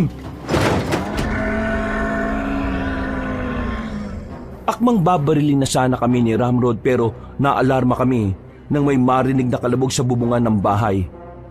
Pagtingala namin, nakita namin doon ang mga aswang na nakatingin sa amin. Dahil doon ay agad kong hinila si Baron. Pinapunta niya ako sa likuran. Habang si Ramrod naman ay agad na pinaputukan ng mga yon. Galit na galit siya. Kahit wala siyang tinatamaan sa mga aswang, sige pa rin siya kakabaril. Pasimple naman kaming nagtago ni Baron sa gilid. Hinayaan lang namin si Ramrod na kalabanin ng mga nilalang na yon. Nang makita naming nawala na siya ng bala, kinuha niya ang nakasandal na tubo sa gilid. Ginamit niya yon para harapin ang mga aswang.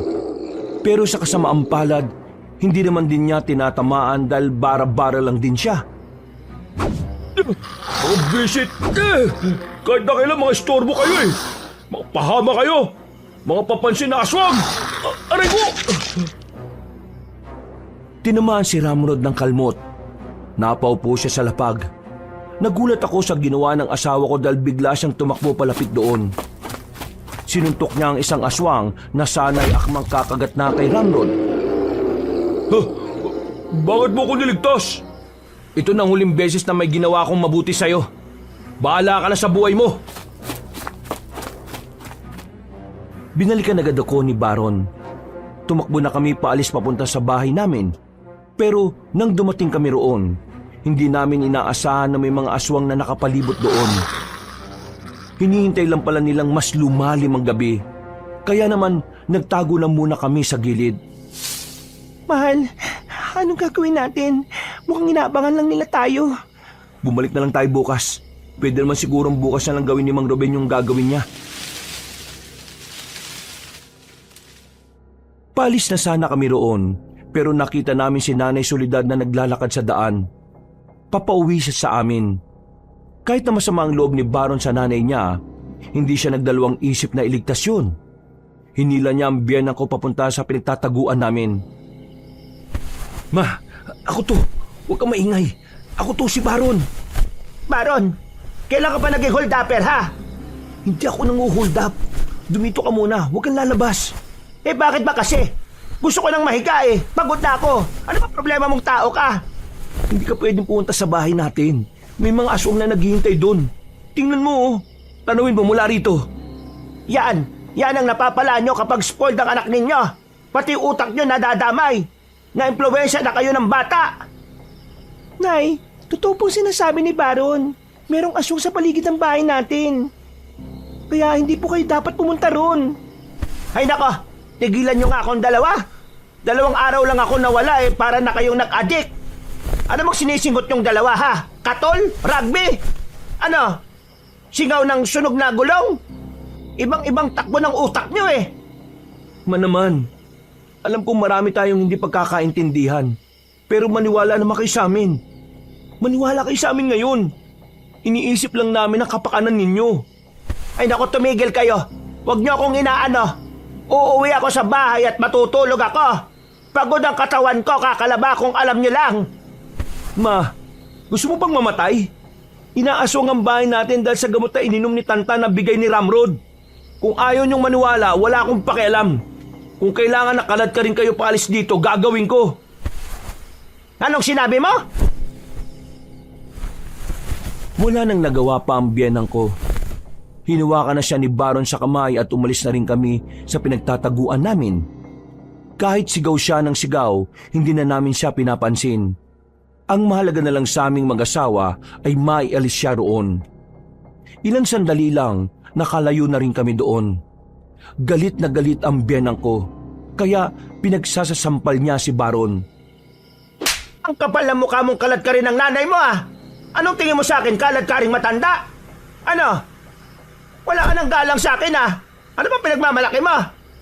Naman, gusto lang naman namin kayong mailigtas eh. Hindi kayo pwedeng umuwi sa bahay lalo na't mag-isa lang kayo roon. Ay nako, wala akong pakialam sa aswang-aswang na yan. Gawa-gawa lang yan ang utak niyang mahihina. Mawalang galang na lang po, Nay ah. Pero hindi na po tama mga sinasabi niyo eh. Sige po, kung hindi po kayo naniniwalang may aswang, wala pong problema. Bumalik po kayo sa bahay niyo. Oo, bumalik kayo. Pero huwag kayong maninisi kapag napahama kayo ah. Mahal naman. Nakakapuno na tong nanay mo eh. Ang tagal ko na nagtimpi rito. Ang sama-sama ng ugali kahit na mabuti naman ang pakikitungo natin sa kanya. Hindi ko alam kung nananadya lang ba to eh. Hay, babae! Kung makapagsalita ka, akala mo kung sino ka. Akala mo ba gusto kita sa anak ka? Hindi! Hindi rin naman kita gusto bilang biyenan ko eh. Kung may pagkakataon nga lang ako makapili ng biyenan, gagawin ko. Kasi hindi rin kita magugustuhan. Ubod ng sama ng ugali nyo. Mabuti nga't magang nawala ang tatay ni Baron eh, para hindi na siya mahirapan sa inyo. Pambihira naman oh. Sa gitna pa kayo ng daan mag-aaway. May aswang tayong iniiwasan. Kailangan matawan tong nanay mo eh. Palibasa kasi palaging iniintindi. Tumatandang paurong. Hay, ikaw naman, asawang palasa. Bumubuka ka pa sa anak ko para lang may bumuhay sa'yo. Palibasa eh, wala ka na kasing pamilya.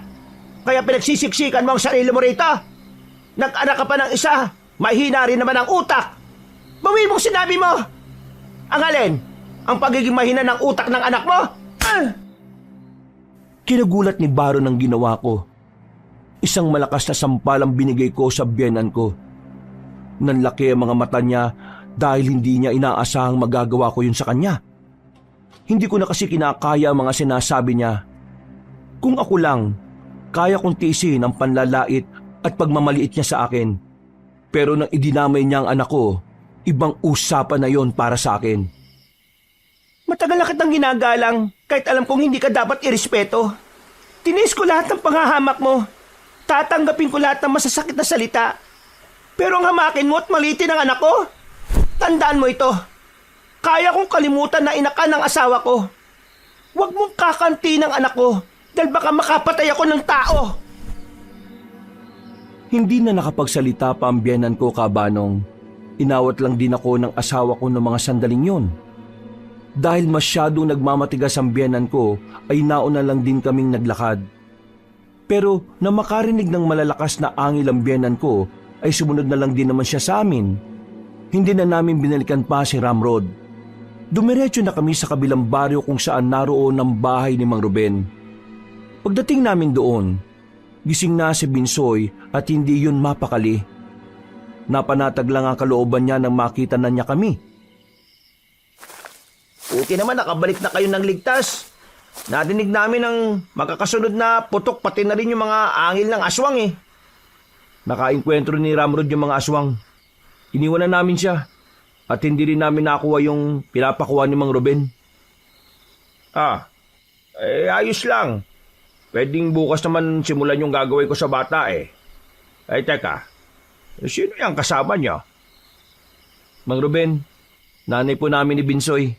Isinama na namin dahil nakapalibot na yung aswang sa bahay namin eh.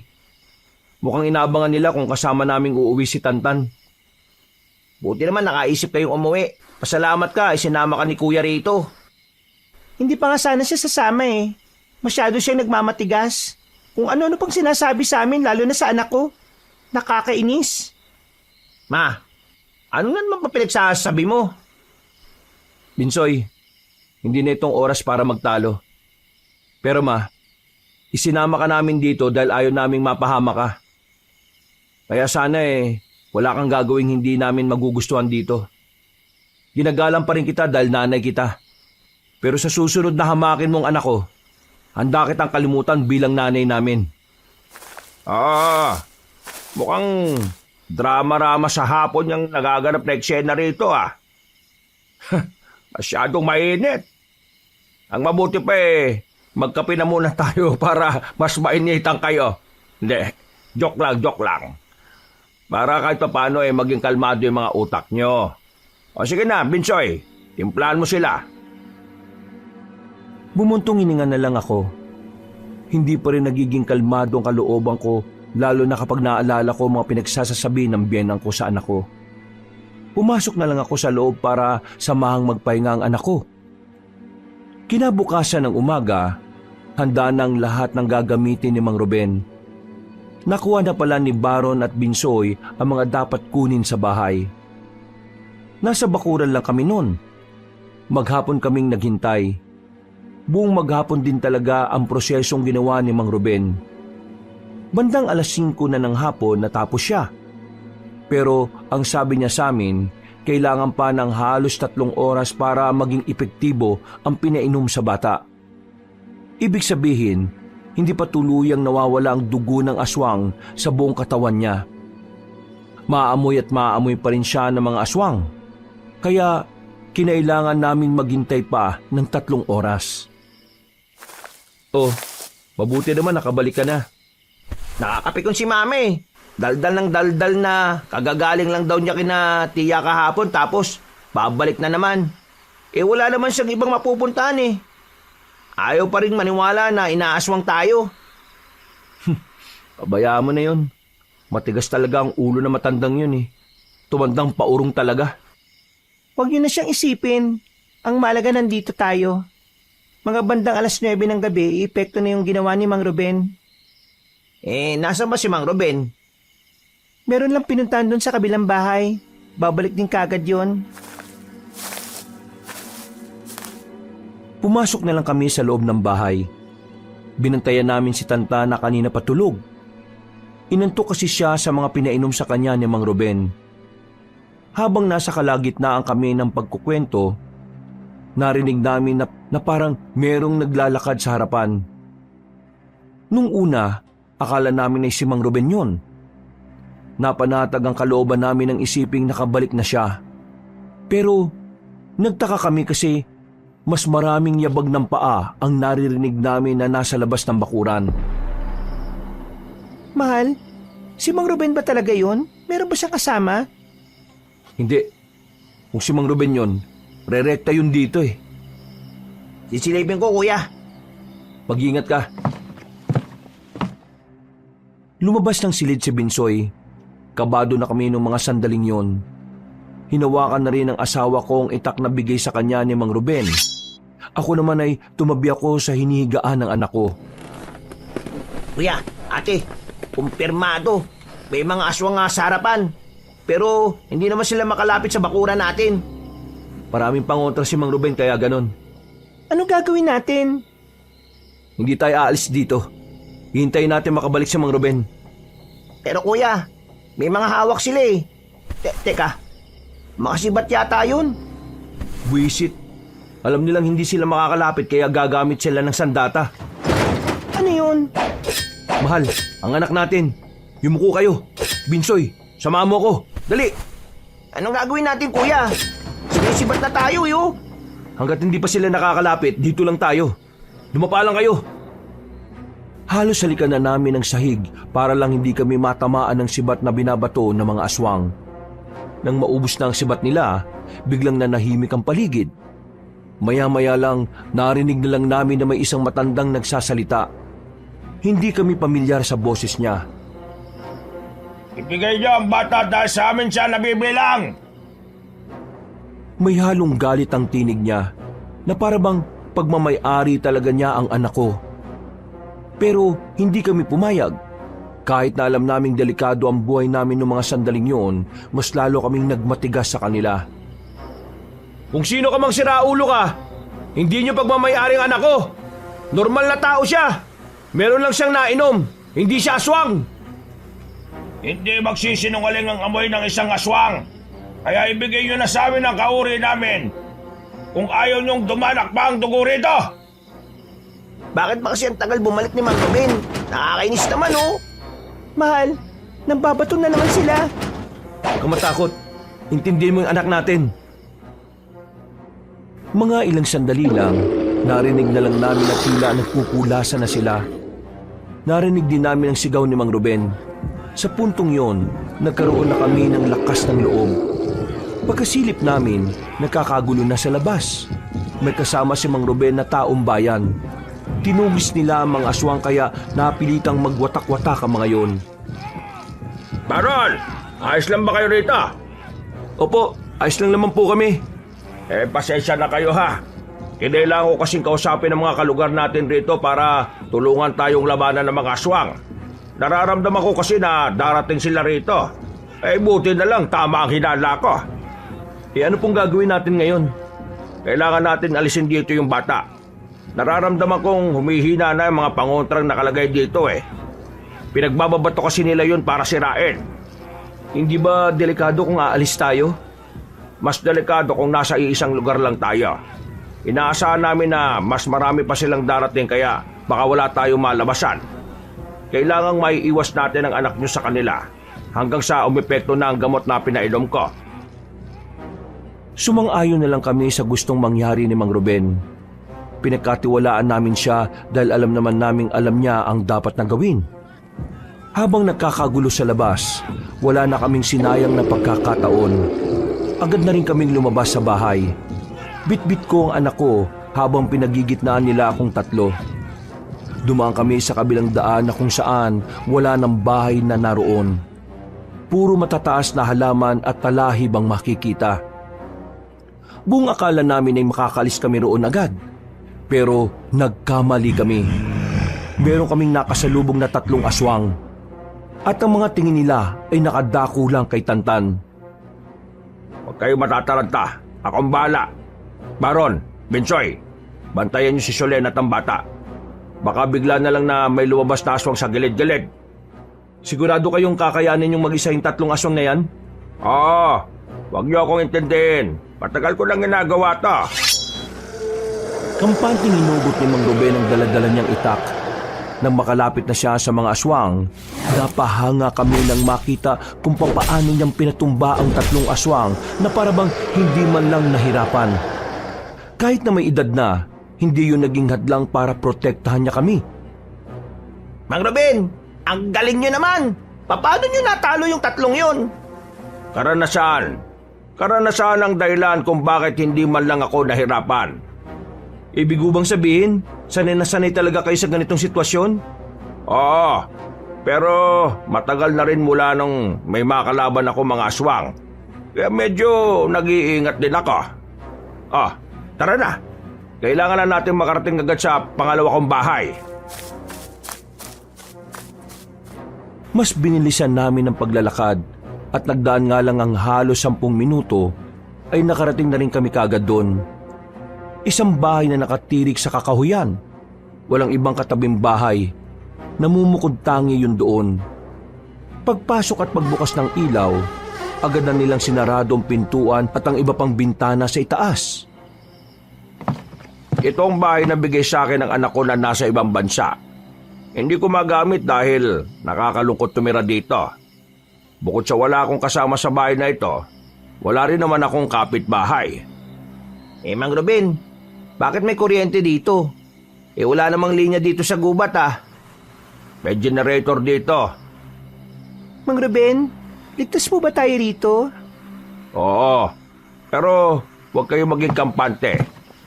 Hanggat hindi namamatay ang mga aswang at hanggat hindi pa umiepekto ang gamot sa bata, hindi pa tayo dapat mapanatag. 1.5 oras pa bago umepekto yung gamot. Konti pa. Hiniga ko na muna ang anak ko sa sofa, Banong. Sa sala kami tumambay para magkakasama kami. Sandali kaming natahimik, natulala at napaisip. Pero nakikiramdam kami sa paligid namin. Makalipas ang kalahating oras, nagkamalay na si Tantan. Nawala naman ang antok namin dahil doon. Mama, nasaan po tayo? Anak, nandito tayo sa ligtas na lugar. Huwag kang mag-alala. Narito kami ng papa mo. Anak, kumusta? Anong nararamdaman mo? May masakit ba sa'yo? Wala naman po, Papa. Mang Ruben, ayos na po ba? Tumalab na po ba? Kagaya ng sinabi ko, 3 oras ang bibilangin. Meron pang 1 oras. Marahil nagising siya dahil mas maagang naging aktibo ang katawan niya.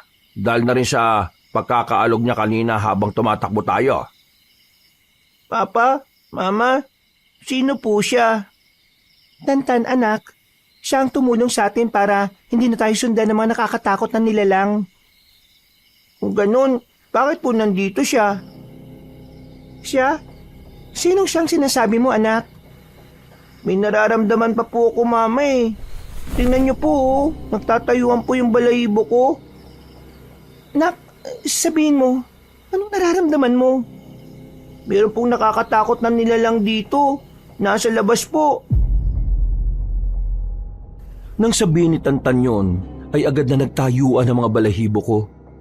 Agad kaming napatingin sa labas, pero wala namang kaming nakitang kung ano. Ito na nga bang kamalasan, Baron, Binsoy? Maganda kayo. Akala ko ba, hindi na nila tayo masusundan? Yung matandang aswang na mukhang pinulo nila, mukhang siyang mas may malakas na pangamoy eh. Nandito siya sa paligid natin. Kaya naman natin siya, di ba? Di ko pa alam kung ano ang kayang gawin ng isang aswang na pinuno nila. Susubukan ko siyang kausapin para magpalipas ng oras. Binuksan ni Mang Ruben ang pintuan. Kadiliman ang bumungad sa amin sa labas. Pero nararamdaman na namin na nasa paligid lang talaga ang aswang na nakasunod sa amin. Nararamdaman ka namin. Kaya huwag ka nang magtago dyan. Kahit na anong gawin mo, hindi namin ibibigay ang batang ito. Hindi niyo siya pagmamayari. Normal na tao lang siya. Hindi siya gaya niyo. Kaya pwede ba? Umalis na kayo bago mo pa pagsisiyan ng lahat. Malakas din pala ang loob mong pagbanta ng aswang na kagaya ko. Ano ba pinagmamalaki mo? Na isa kang albularyo? Hindi ako nagmamalaki. Binibigyan lang kita ng pagkakataon na mabuhay.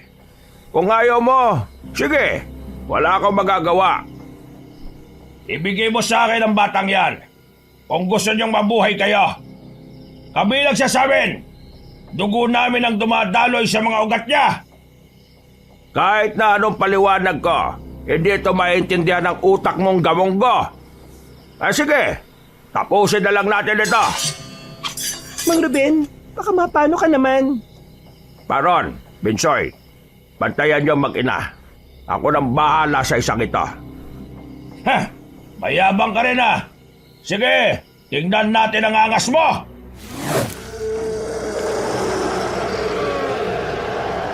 Lumabas ng bahay si Mang Ruben. Nagubad pa ito ng damit.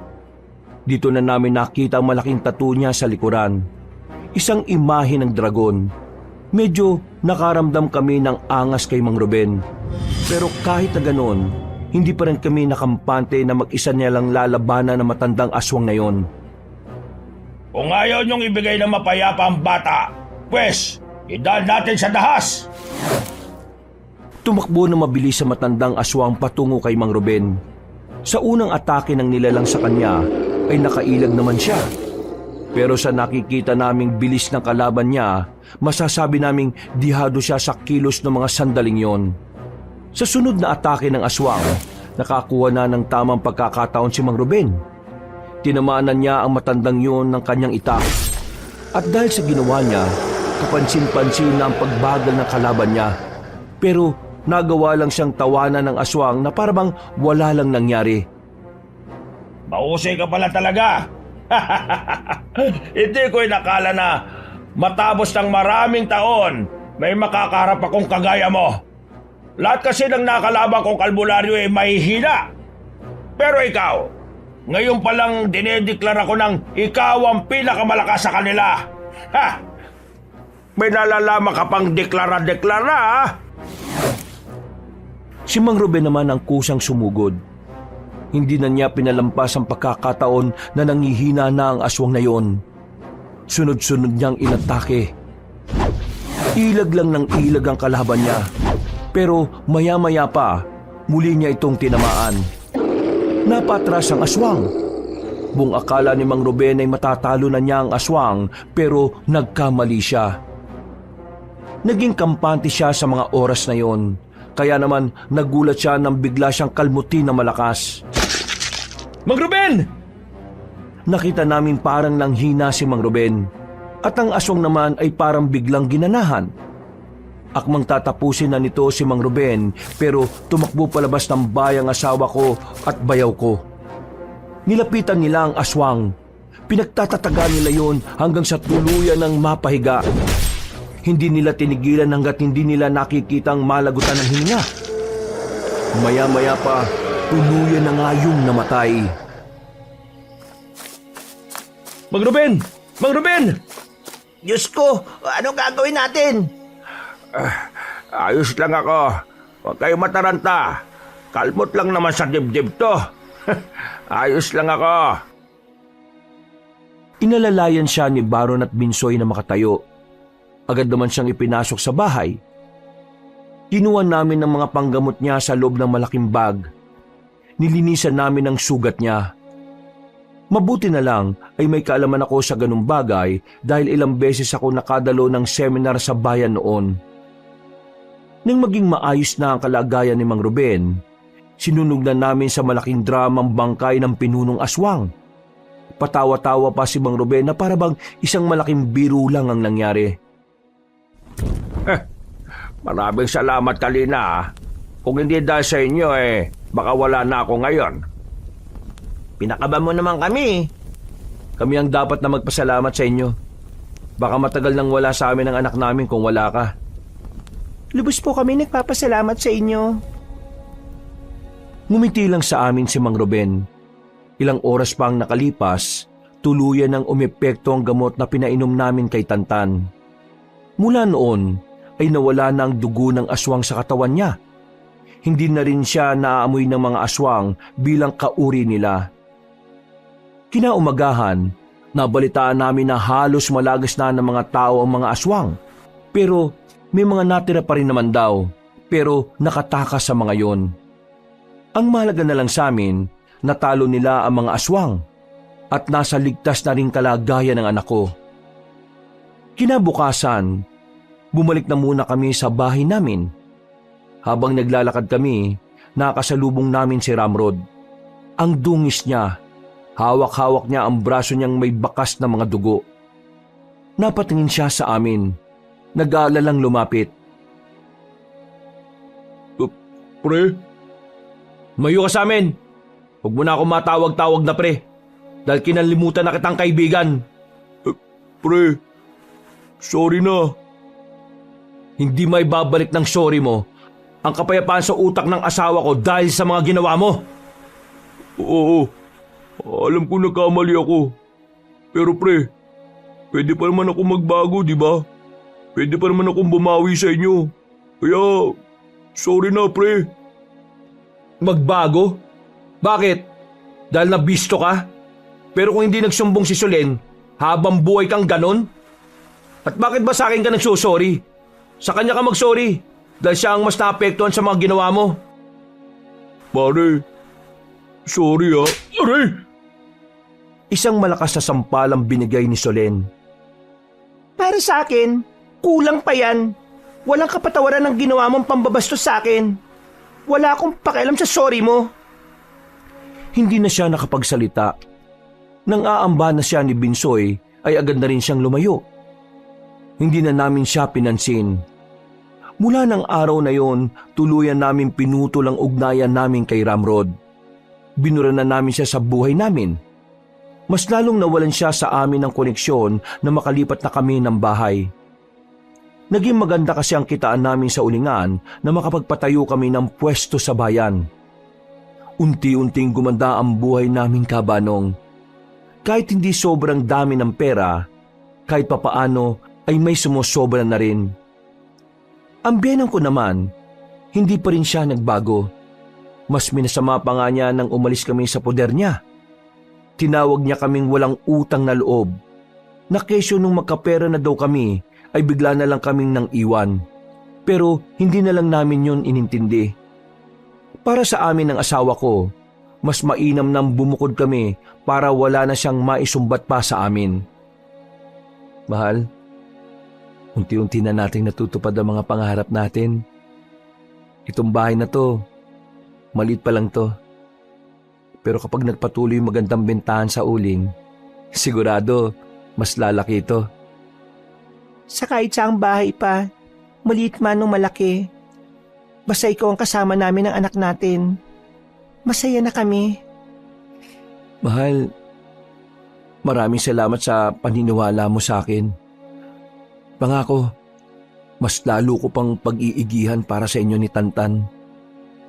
Niyakap na lang ako ng asawa ko, Kabanong, pero agad na rin kaming kumalas nang dumating na si Binsoy at si Tantan. Pinagsaluhan namin ang daladala nilang pagkain nung hapon na yon. Mula noon, namuhay na kami ng mapayapa. Malayo sa masasakit na salita ng biyenang ko. Malayo sa pambabastos ni Ramrod. At higit sa lahat, malayong-malayo sa panganib na dulot ng mga aswang. Hanggang dito na lang po ang kwento ko, Kabanong. Sa mga nakinig hanggang dulo, maraming salamat po sa inyong lahat at pinagpalang araw, mga kabangers at kayanggaw. Wakas,